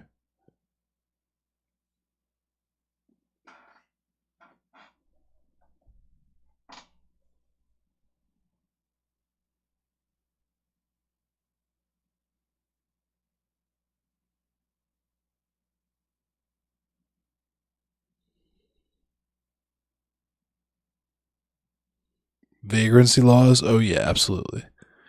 You don't know what that is? Medicare for all. Oh yeah. It's M for A is Medicare for all. Don't feel bad, Holy Flesh. It took me a split second too. I just didn't say anything.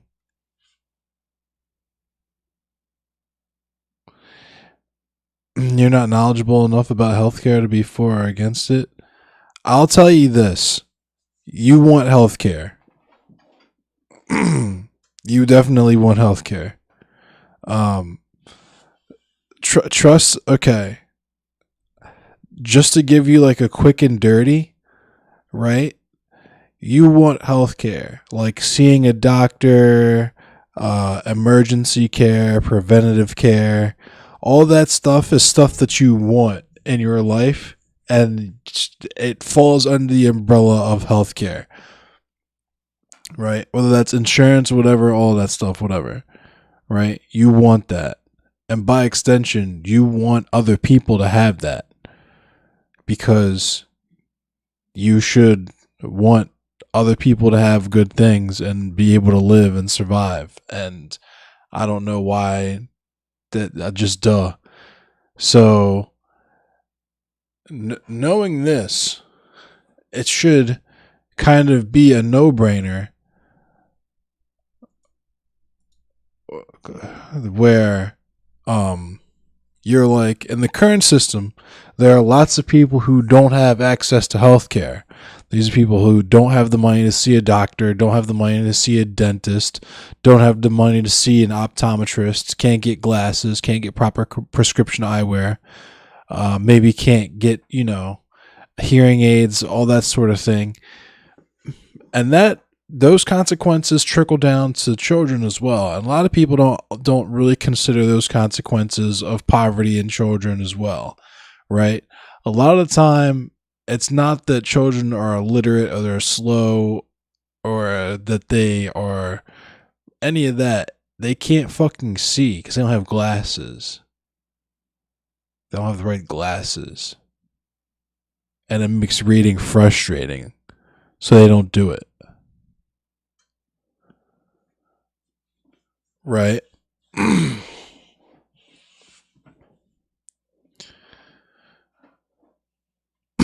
So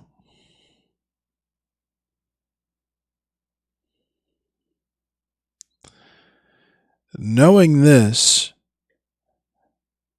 and knowing that there can be a system where everyone gets health care regardless of who they are, just like, oh, you exist, you need health care, boom, you get health care. You need glasses? Cool. Let's get you some glasses. You need insulin? Cool. Let's get you some insulin. Right? That's the type of world that you should want to live in, where it's free at the point of use, right? If you can achieve that reality by paying just a little bit more, maybe in taxes, than you would in like premiums on your insurance, it kind of feels like it's one of those things where it's like, it's not quite trolley problem, but it's I would compare it kind of maybe a little bit to the trolley problem, where it's like you could have what you have now, where thousands of people die daily of preventable illnesses like fucking like diabetes and fucking obesity and fucking, you know what I mean? or you could do something a little bit different and completely change the lives and completely change the outlooks and outcomes of thousands of your fellow citizens and fellow countrymen for fucking decades.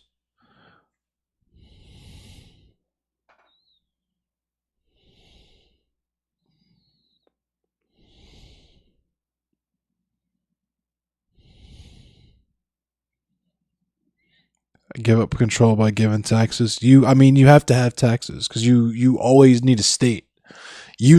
So here's the thing, like, whether you call it taxes or what, I don't know what you would want to call it. You need money to do stuff. So like, if it fucking snows mad heavy and you need the roads plowed, you like gotta do that. Someone's gotta that's gotta get done. You know what I mean? Taxes does not steal from the common person. Is the fire department stealing from you by making sure that all the rest of the houses on your block can't fucking randomly spontaneously combust in the middle of the night and catch your house on fire while you're on vacation with your family? No, that's not how it works.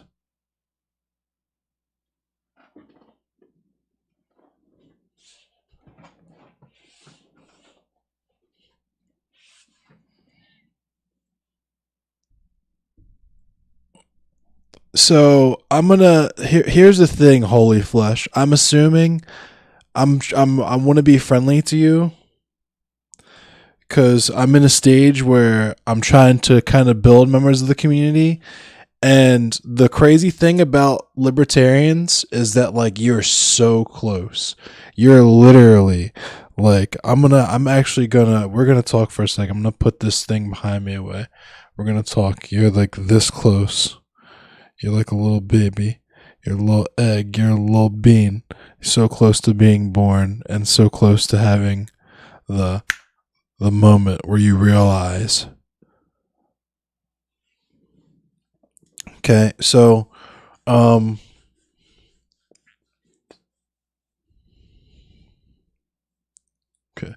So Holy Flesh, do you believe that humans are naturally like selfish? Like by nature, like they just take?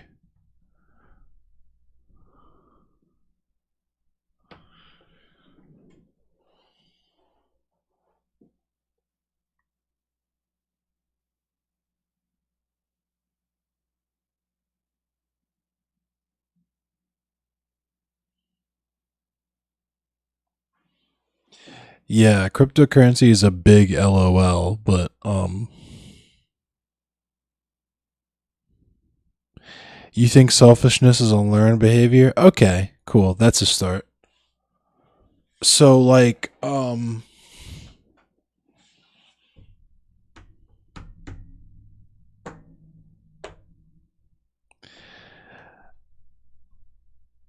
so why do you have the position that you do on taxes then?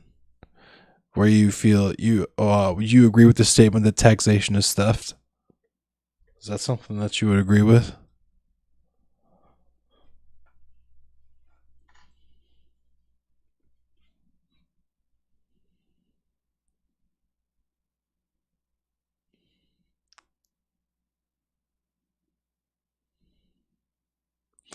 Crypto is a speculative asset. Yeah, that's facts. It has its certain uses. Just like everything online has its uses, but it's I feel like some people blow it way out of proportion for what it actually is.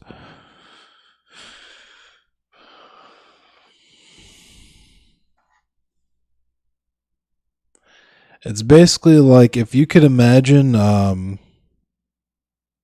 if you went to public school, you know how like the lunch at public school worked, where you get your little card, where you swipey.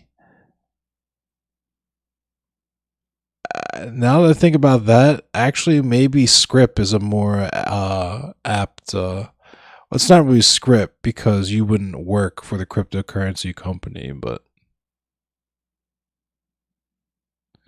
hey, maybe the overlords of the future compartmentalize. Amazon buys fucking Ripple, and Ripple becomes Amazon's Script that they pay their employees with.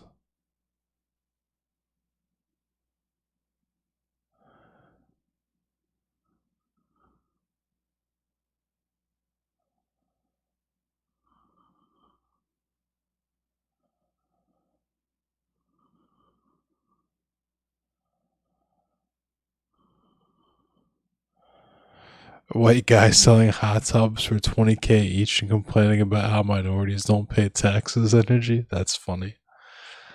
So,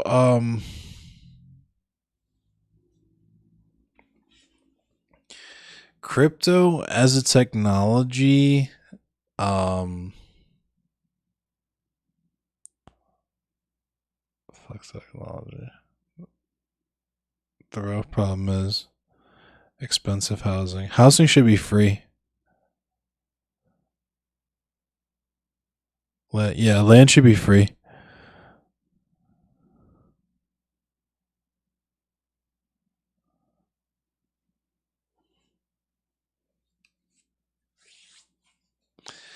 If not free, it should be made extremely cheap.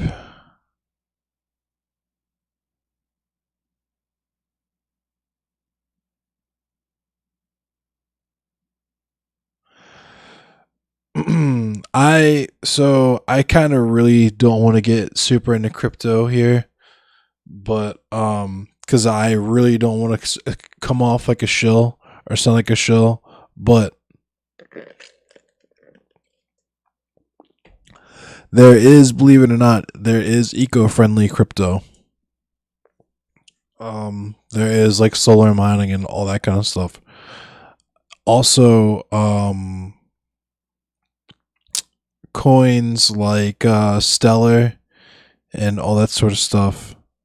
It's all done hypothetically on one transaction, so the fees are insanely like they're negligible. Like it's like 0.002% of every transaction is the fee, something like that. It's pretty crazy.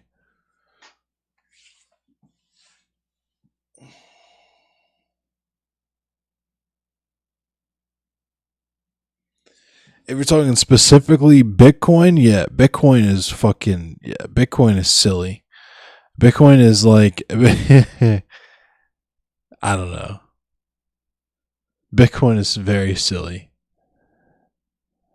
Dogecoin, the only thing sillier to me than Bitcoin is Dogecoin.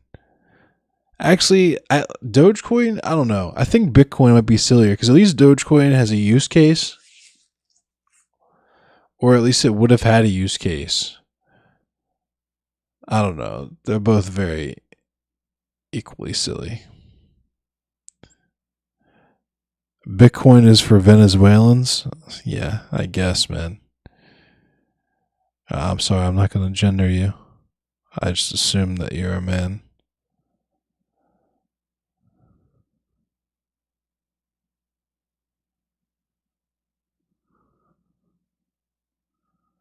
Send a Dogecoin. Well, I mean the dApps and apps and stuff.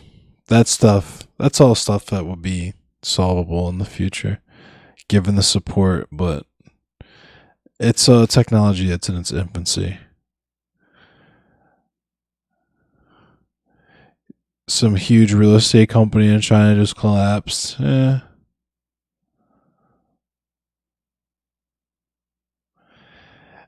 See, they have a controlled market though, so real estate doesn't really work there the way that it does here.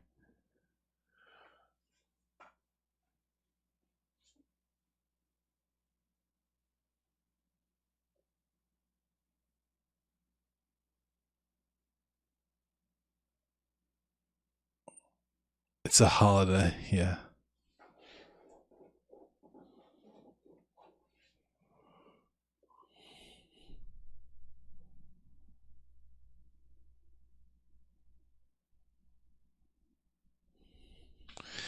Land should like totally be free though.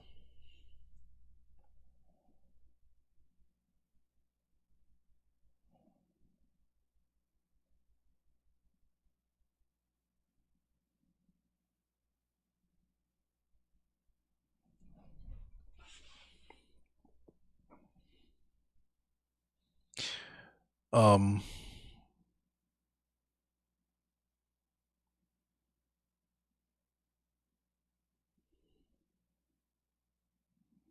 Libertarian pet. Let's not. Yo, okay, so Holy Flesh. Are you libertarian? Are you like Georgism has a good solution to the land problem? I'm about to Google that shit because I don't know what that is. I'm stupid.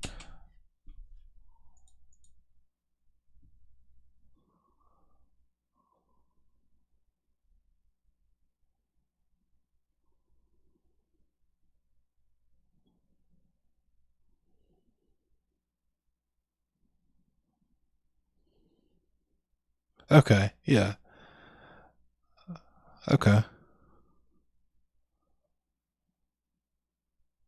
You don't put any labels on yourself. You're an idiot. Okay, I like you, Holy Flesh. I was worried about you initially, but I like you.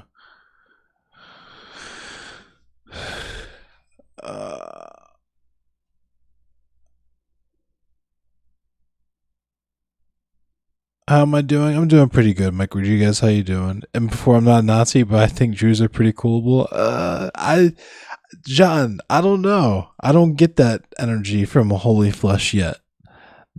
I initially got the taxation is theft vibes, but now I'm kind of like,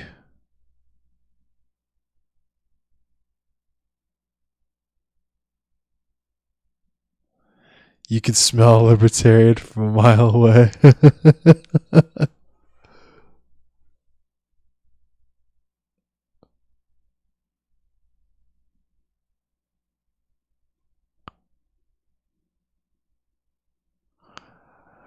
Oh man. Is okay, so is this, unless I'm not reading this right.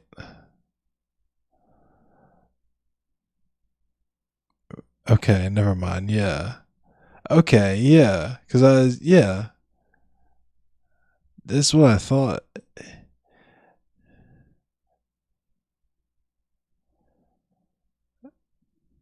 Yeah, so this is cool, yeah.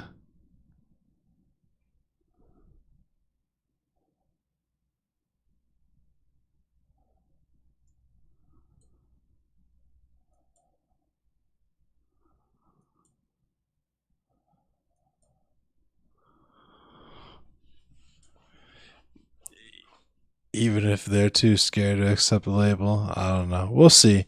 We'll get to know Holy Flesh and see what type of I don't get the Georgism thing though. I don't get libertarian vibes from that though. Like I wouldn't describe Mumia Abu Jamal or like Albert Einstein as libertarians, you know what I mean?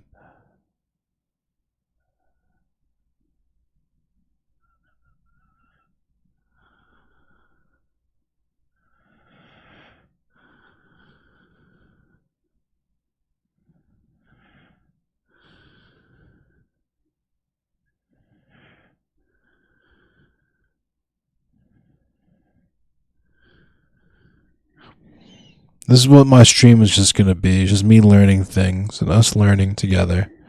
And hopefully not doing it fucking wrong. As long as I don't do it wrong, then everything is going to be okay.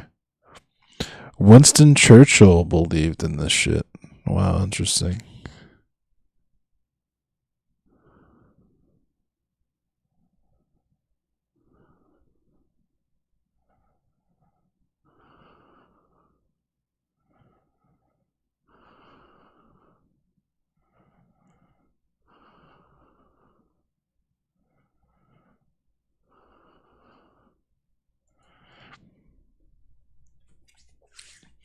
Yeah, ANCAP's hated didn't hate, but like I'm reading that Murray Rothbard criticized Georgism.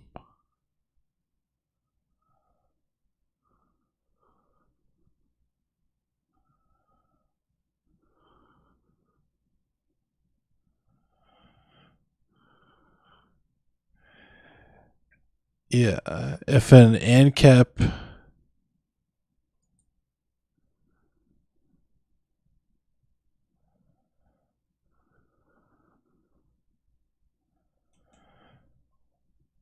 yeah, this ANCAP critiqued it further.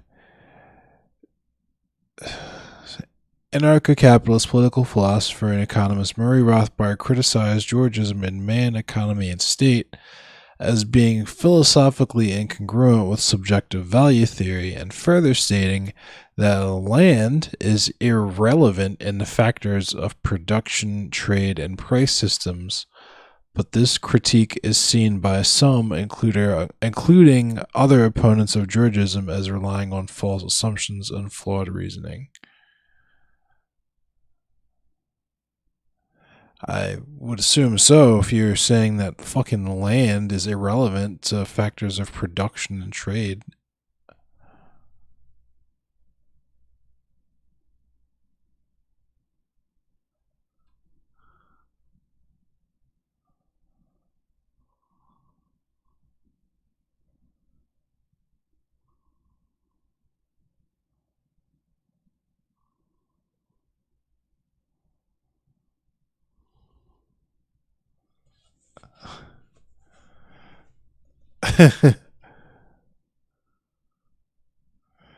I guess that's fair, John. I don't get as soon as I saw the little cat, I was like, I knew this is safe. I'm gonna be fucking with this.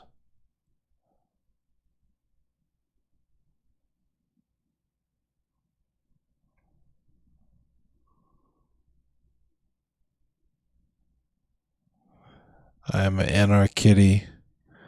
I'll be an Anarchitty baby forever.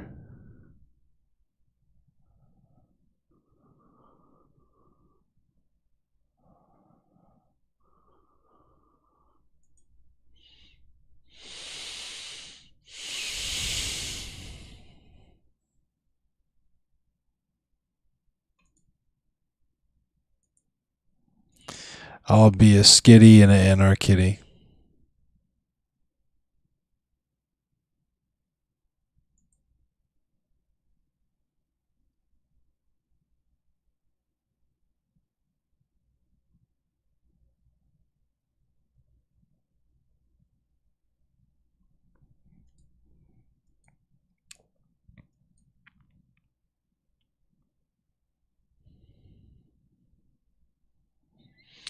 Yeah, I might have heard of Georgian before as well.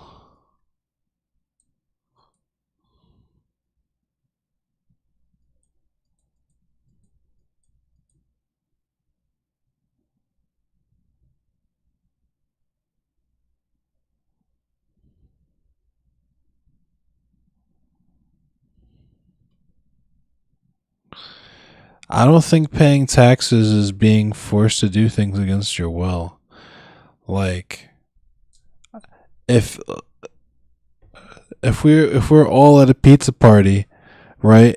If we're all at a party and somebody says, "Hey, let's get pizza," are they like holding you at gunpoint to like have you get pizza? Like chip in for pizza, especially if you want pizza and have extra money to get pizza?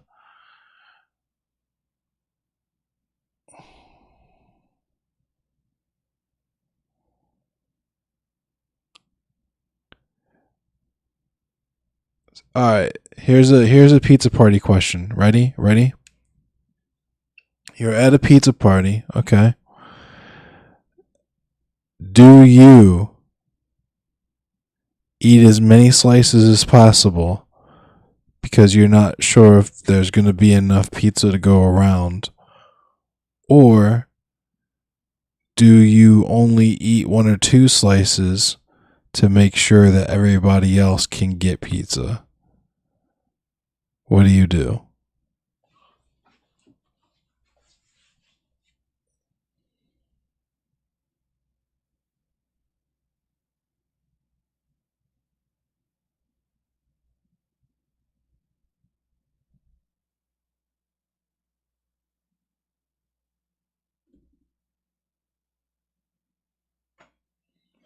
You don't go to pizza parties? Oh, okay. I guess that's fair.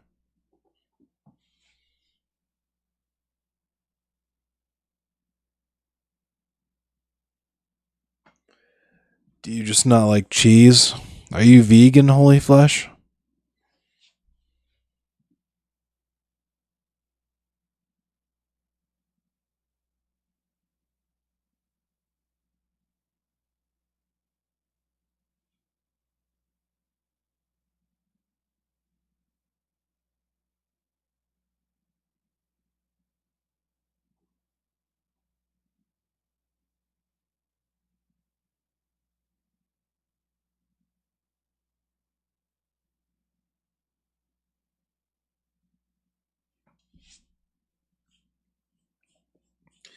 Well, I mean, isolation breeds individualism, but uh, I hate to be the bearer of bad news to you, friend, but humanity did not survive past all the things that go bump in the night for the last couple thousand years uh, through rugged individualism. Just saying.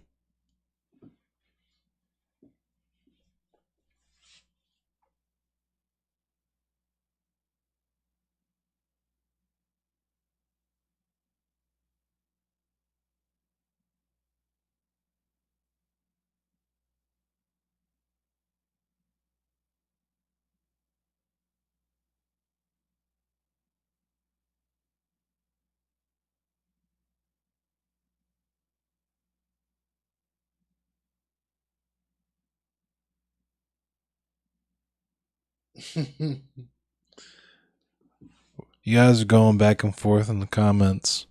Why you guys so mad?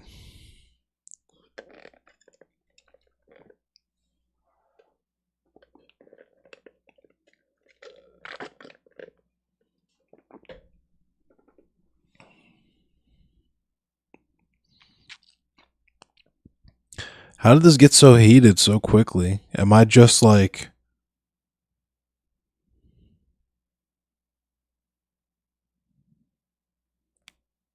I'm entertained by this.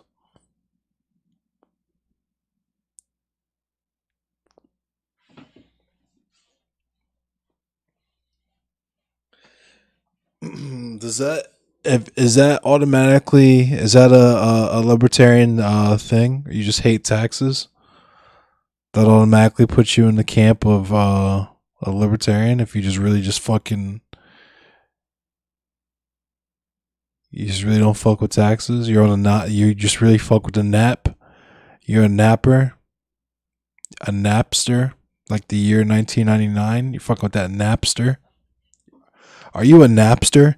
Is that how you ask people if they're secretly libertarians? You ask them if they're Napsters?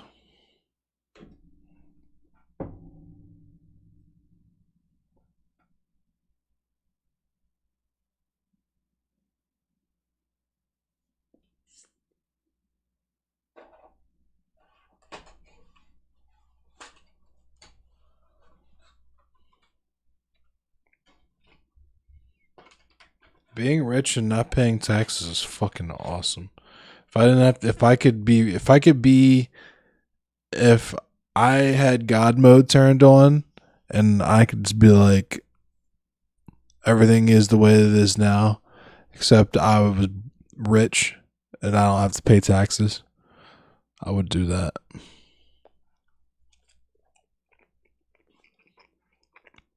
Chicken McNuggets.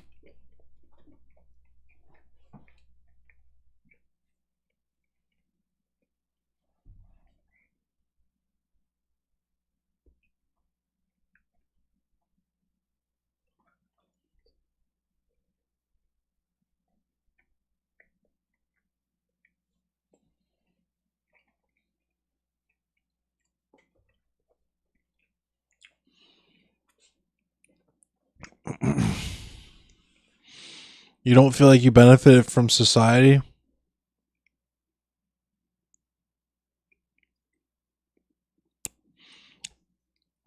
What specifically didn't you like about public school, Holy Flesh?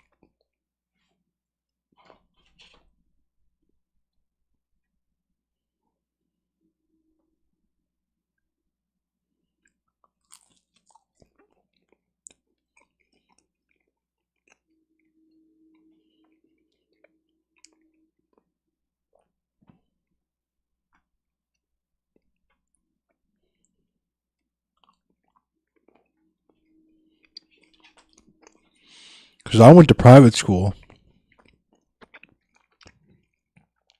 and I did not benefit from private school at all.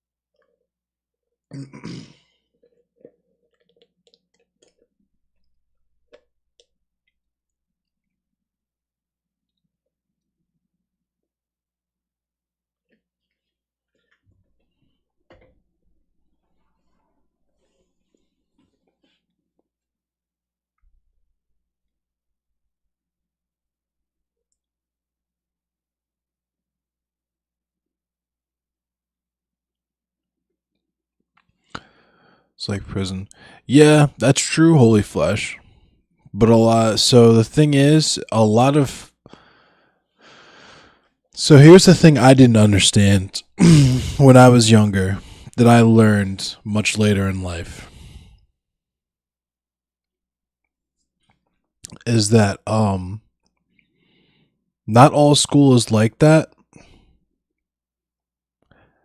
At the end, you're promised a well-paying job. You find out it's all a lie. This is all true. This is all very, very real, very, very fucking understandable upset that you're feeling. So why should I have any trust for any authority or government? This is perfectly understandable, right?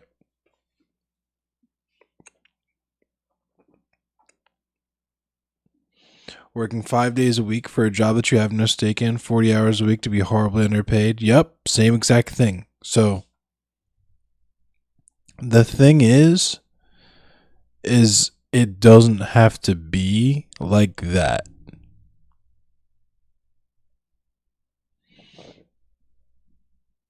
It doesn't have to be like that. I know people who were homeschooled.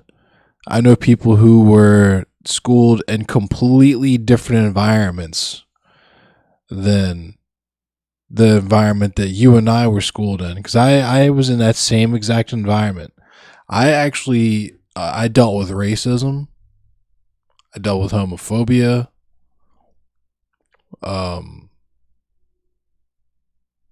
Yeah, like just being stuck in this room, in this environment that is completely out of your control, with all these variables that are completely out of your control, with whatever they got going on in their situations at home, right? And you gotta fucking ask permission to piss. Like, the fuck? I gotta ask you permission to go fucking piss. It's ridiculous. I gotta get a hall pass. I need a pass to be in the hall. I need permission to exist in this area. It's fucking ridiculous.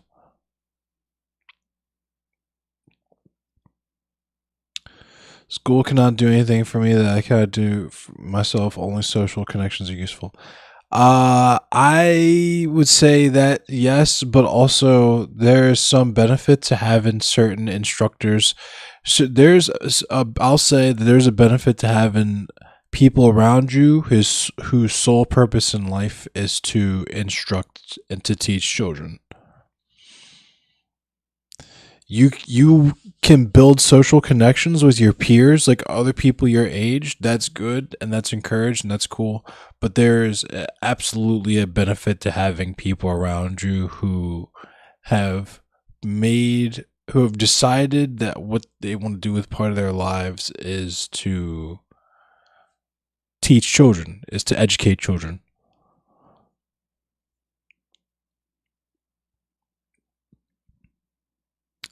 Fuck the government. Yes, I would agree with the government, but anarchy, yeah. So there's how old are you? Fuck the government, but not all government. Like, so the thing is, the United States government should be abolished. Yeah, that's unfortunate. I would call myself a socialist only because like anarchism actually falls under the umbrella of communism, if you can understand that.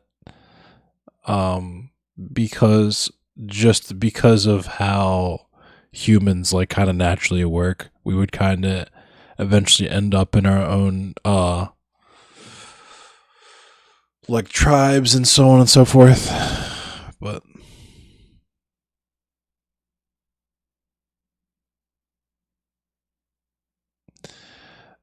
here's the thing, is like you don't need purpose.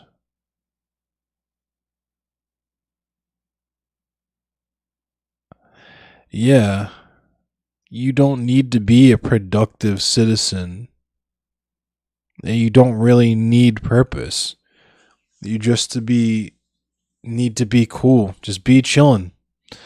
Just be chilling. Just be in the cut like peroxide. As long as you're just chilling, you don't bother anybody, and you don't like consume a crazy amount and like hamper anyone else around you, like that's it. Just fucking beyond that, you can make your own happiness and figure out what you enjoy doing in life that is safe for you and everyone around you and animals and stuff, and just do that. That's not crazy expensive. That's gonna, fucking put you on the street, because unfortunately fun is not free a lot of the time.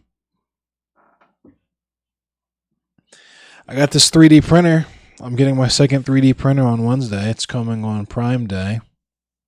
I'm excited. I got a resin printer.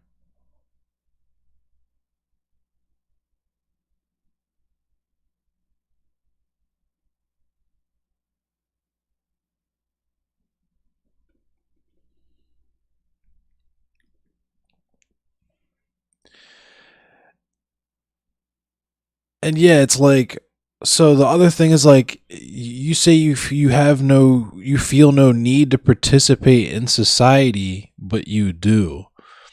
It's like the people who say that they like people who talk about how like they don't want the vaccine because they don't want to be an experiment. And it's like, no, you already are. You're the control. You're already part of the experiment. Like, you're participating in society just by virtue of the fact that you exist.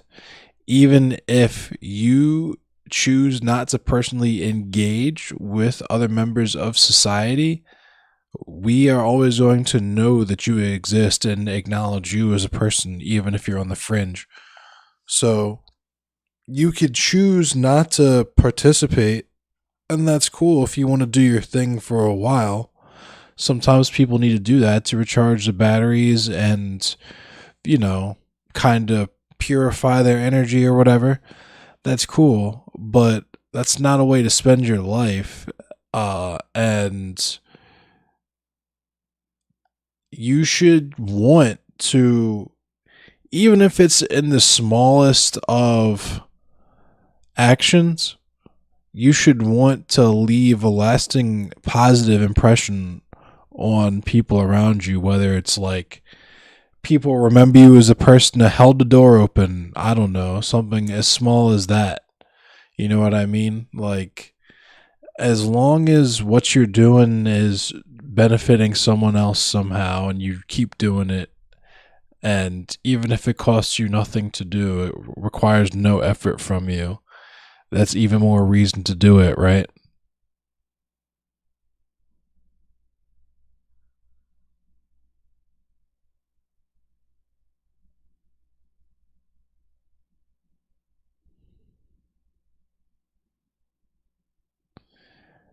Yeah. I just kind of feel really bad for you, Holy Flesh, honestly. If you're just like, you just seem kind of really depressed in a way that is not like, that's kind of a bummer, man. Working together for the benefit of all, and especially those less fortunate than yourself, is the opposite of libertarianism. That's true. This is all true, and if he's a libertarian, that's that's facts. What strikes me is how this dude kind of just seems like dejected by society, and I get it. Believe me, trust me when I understand. Like, dog, like I at all times am fucking Schrodinger's nigga. Like, all of the things that I enjoy are in Baltimore City. I live and have grown up in the state with the highest number of incarcerated black male youth in the entire country, right? Like, it would be nothing for me to just be like, fuck this, I'm gonna end up in there anyway. Let me just do some crazy shit just to get it done, and then I'll go there where I'm gonna end up anyway. Because I could, realistically, I could get picked up just fucking just doing me, just fucking adjacent to some shit.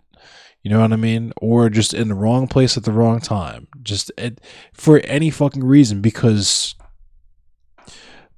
prison is slavery. But it would be very easy for me to fucking wile out and just be like, you know what, fuck this, I'm out. But you can't really check out like that, because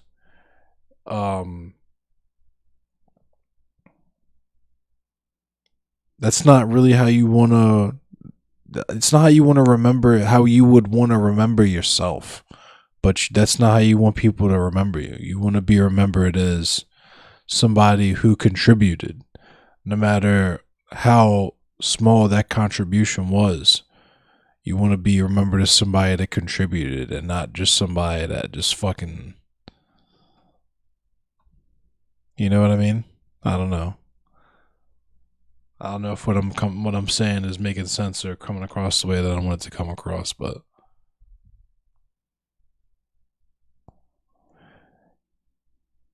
you gotta have empathy. You have to. That's how it works. If you want other people to extend it to you, then you have to have it for other people. You can't do any weirdo shit like preying on other people's empathy to, like, that's weird Machiavellian shit.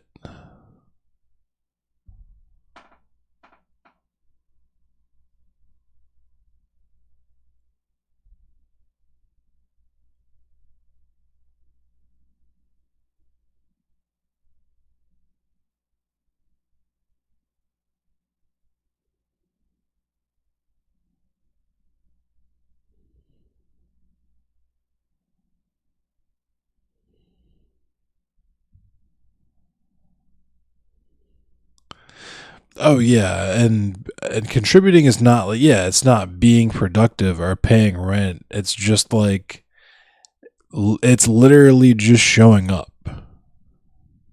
That's what I learned as well. Is like, no matter what it is, if someone needs, as long as it doesn't drain you, as long as it's not super taxing on you, like for your mental health and shit, if somebody needs you and loves you for it, then fucking do it and just keep doing it.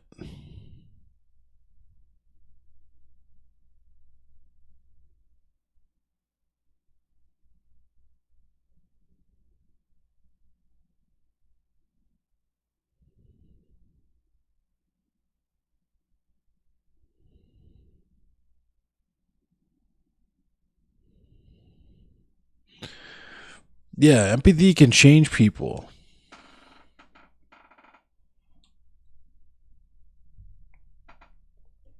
And it's wild because this, like, all the shit that you're saying is like how I felt when I was like 18, which is weird.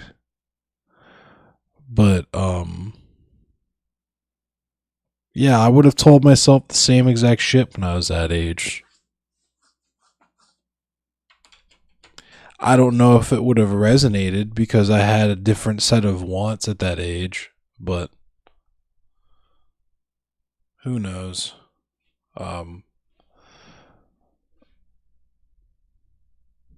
Yeah.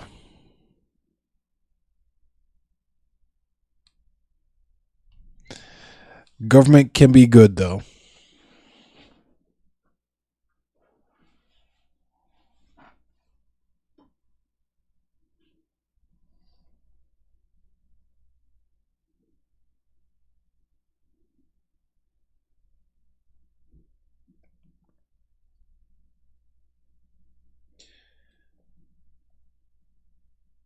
In fact, I would raise you that the government is necessary in certain situations.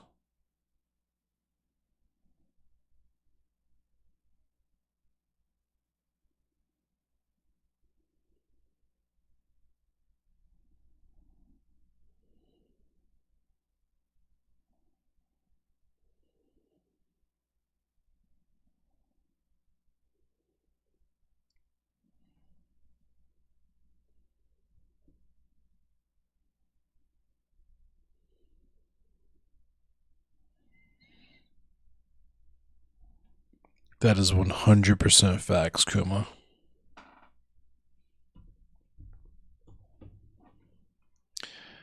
Truth and facts.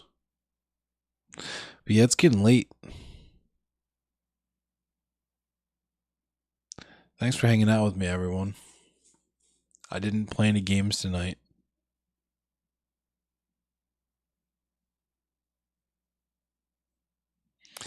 Yeah, big up I was gonna say my own name. Wow. Big up Big Richie Lizzie. Big up Fane Runner, John Semenis, and Kuma Bear. And big up Holy Flesh. Big up Key Brown. Big up Julia.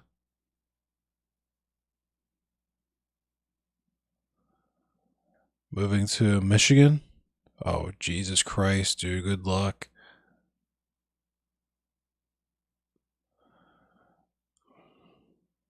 I thought about moving to Ohio for a while.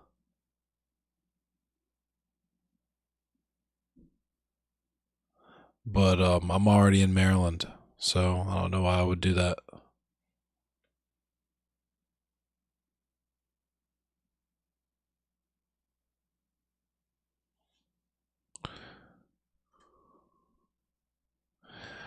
Yeah. I'm from Dayton.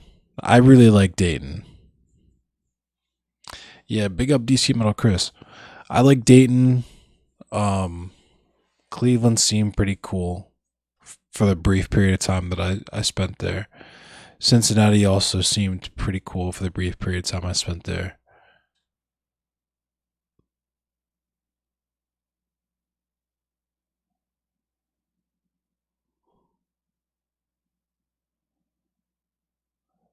Your parents are from Detroit, right on. Yeah, we were talking about that earlier. How shitty it must be to be a Lions fan.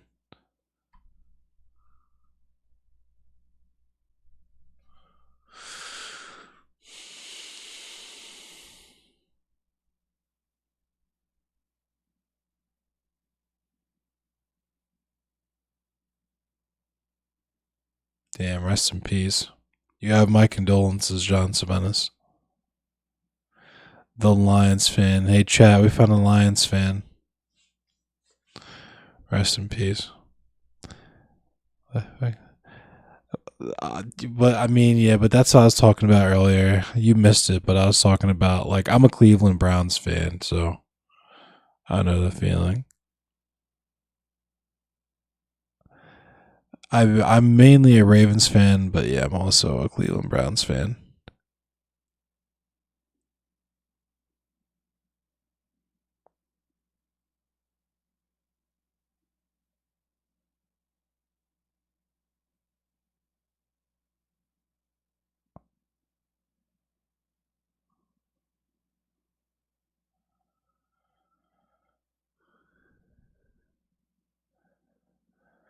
Your fiance found a Cleveland man.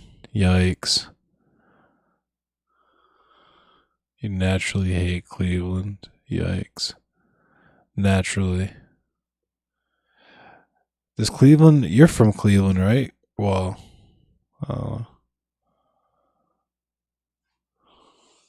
Cleveland, I didn't think Cleveland sucked that bad. I thought Cleveland was okay.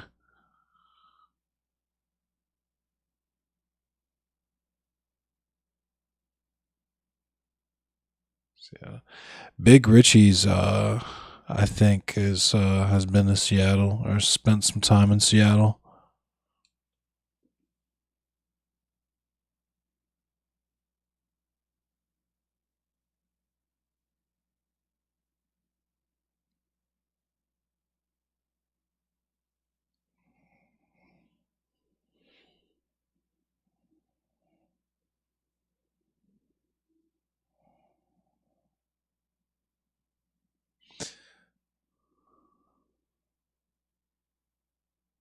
So, yeah, I feel that, Kuma.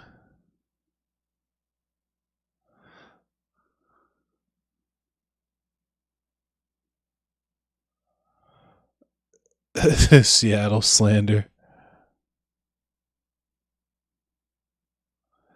So wait, damn. So, John Savinas, you're in Seattle right now?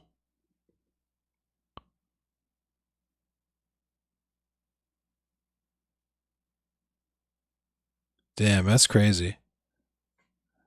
Big Richie Lizzie, you still in here, bruh?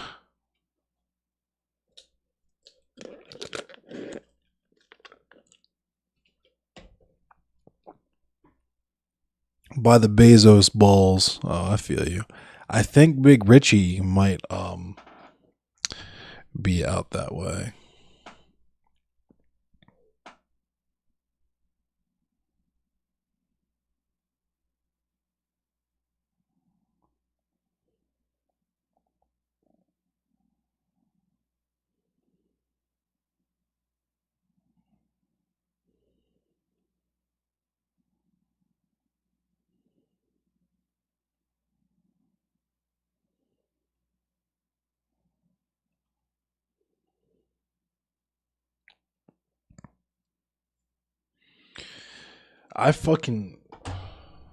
This is the worst.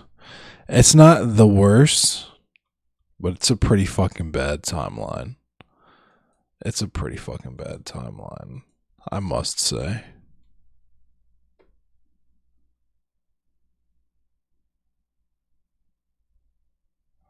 Pretty fucking bad.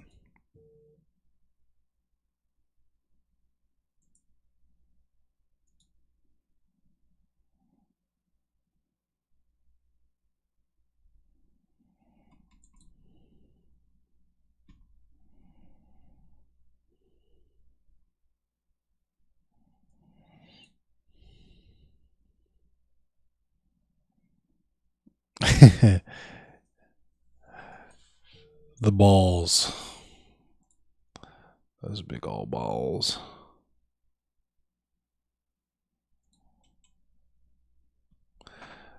Gigantic balls.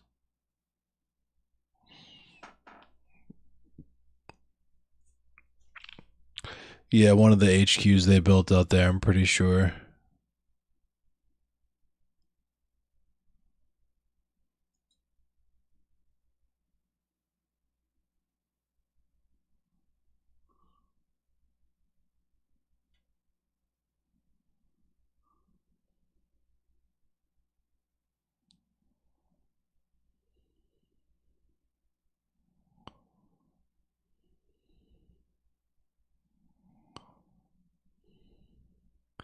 Yeah, go for it, John.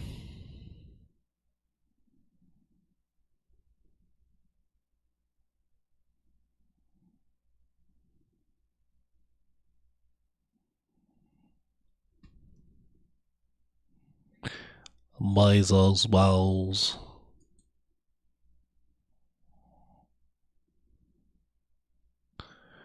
Wow, damn. Jeff Bezos is a fucking, what a clown. He's such a clown for all that crazy shit. For the dick fucking, he made a dick spaceship. What a fucking bozo, dude. Can you imagine? I'd be so embarrassed. No wonder his wife left him.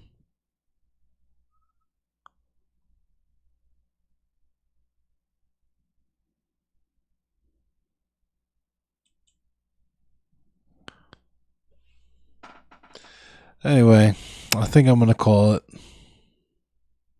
You guys.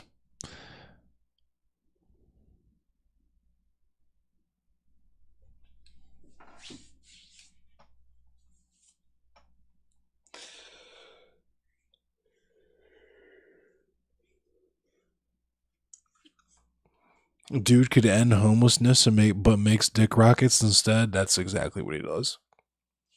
It's pretty childish. It's pretty fucking childish, honestly. But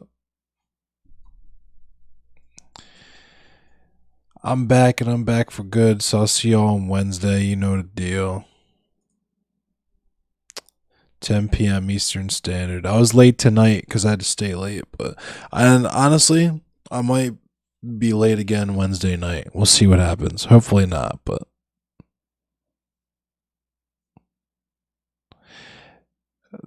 the pros and The pros none and cons tons of libertarianism. So, yeah, libertarianism is literally one of the worst ideologies, but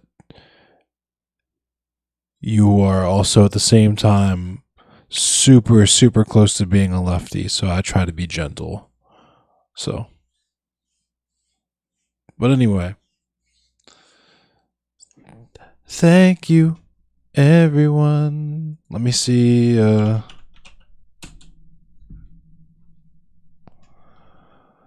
Who's on for me to raid? I think I'm gonna raid someone.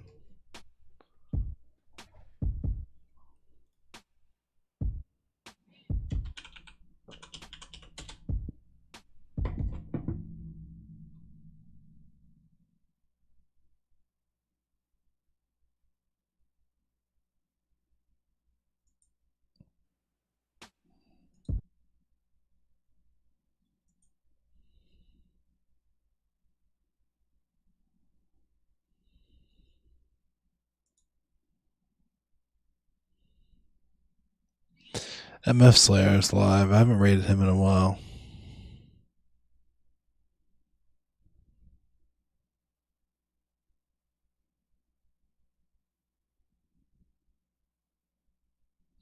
Thank you, DC Metal Chris.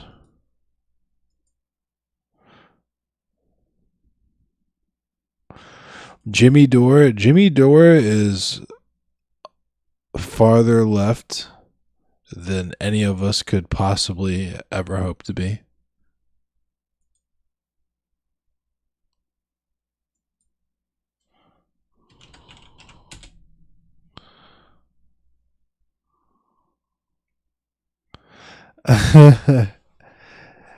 Jimmy Dore politically is just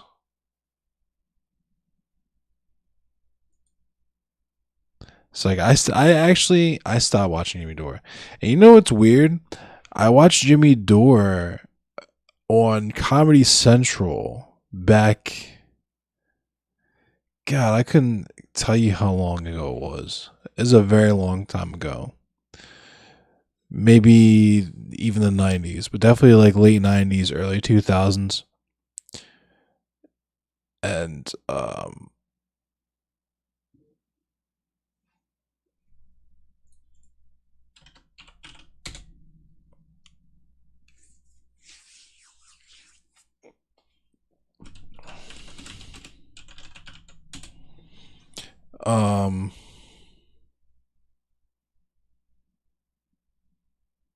yeah, thought he was funny.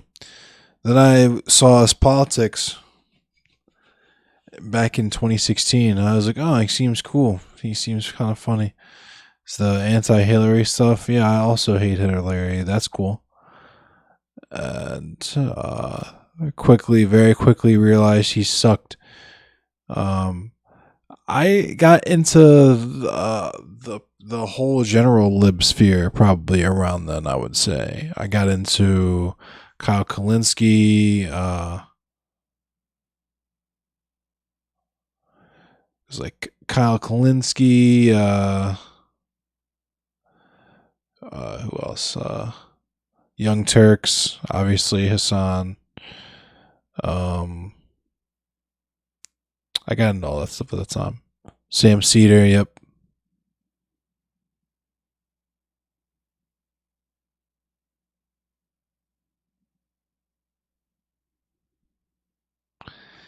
He told Sam Cedar that the chance of Donald Trump appointing 2 Supreme Court justices was the equivalent of the moon falling in Lake Michigan. That's funny. Yeah, Jimmy Dore was literally on Comedy Central back in the day. He had a Comedy Central stand-up special. Young Turks anti-union, yeah. Hassan talks about that, or has talked about that.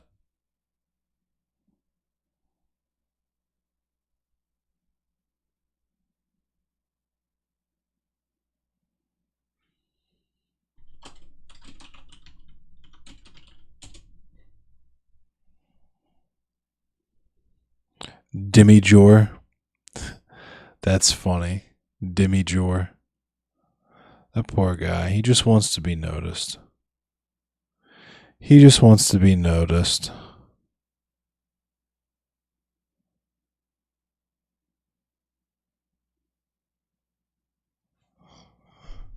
Speaking of people who just want to be noticed.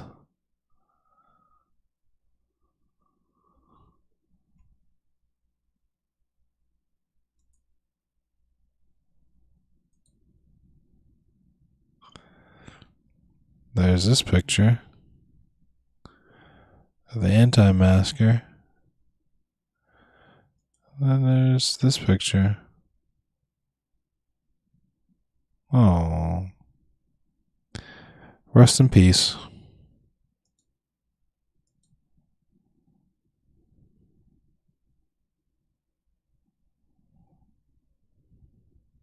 Glenn Greenwald. Yeah.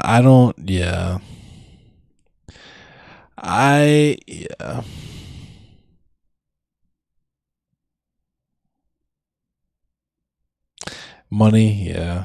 They have conflicting interests.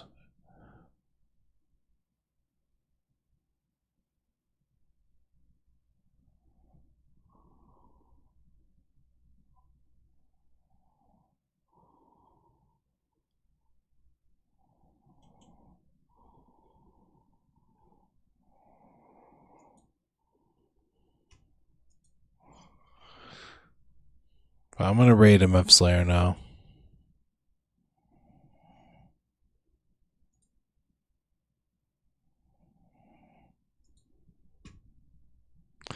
Thanks, y'all. Have a good night.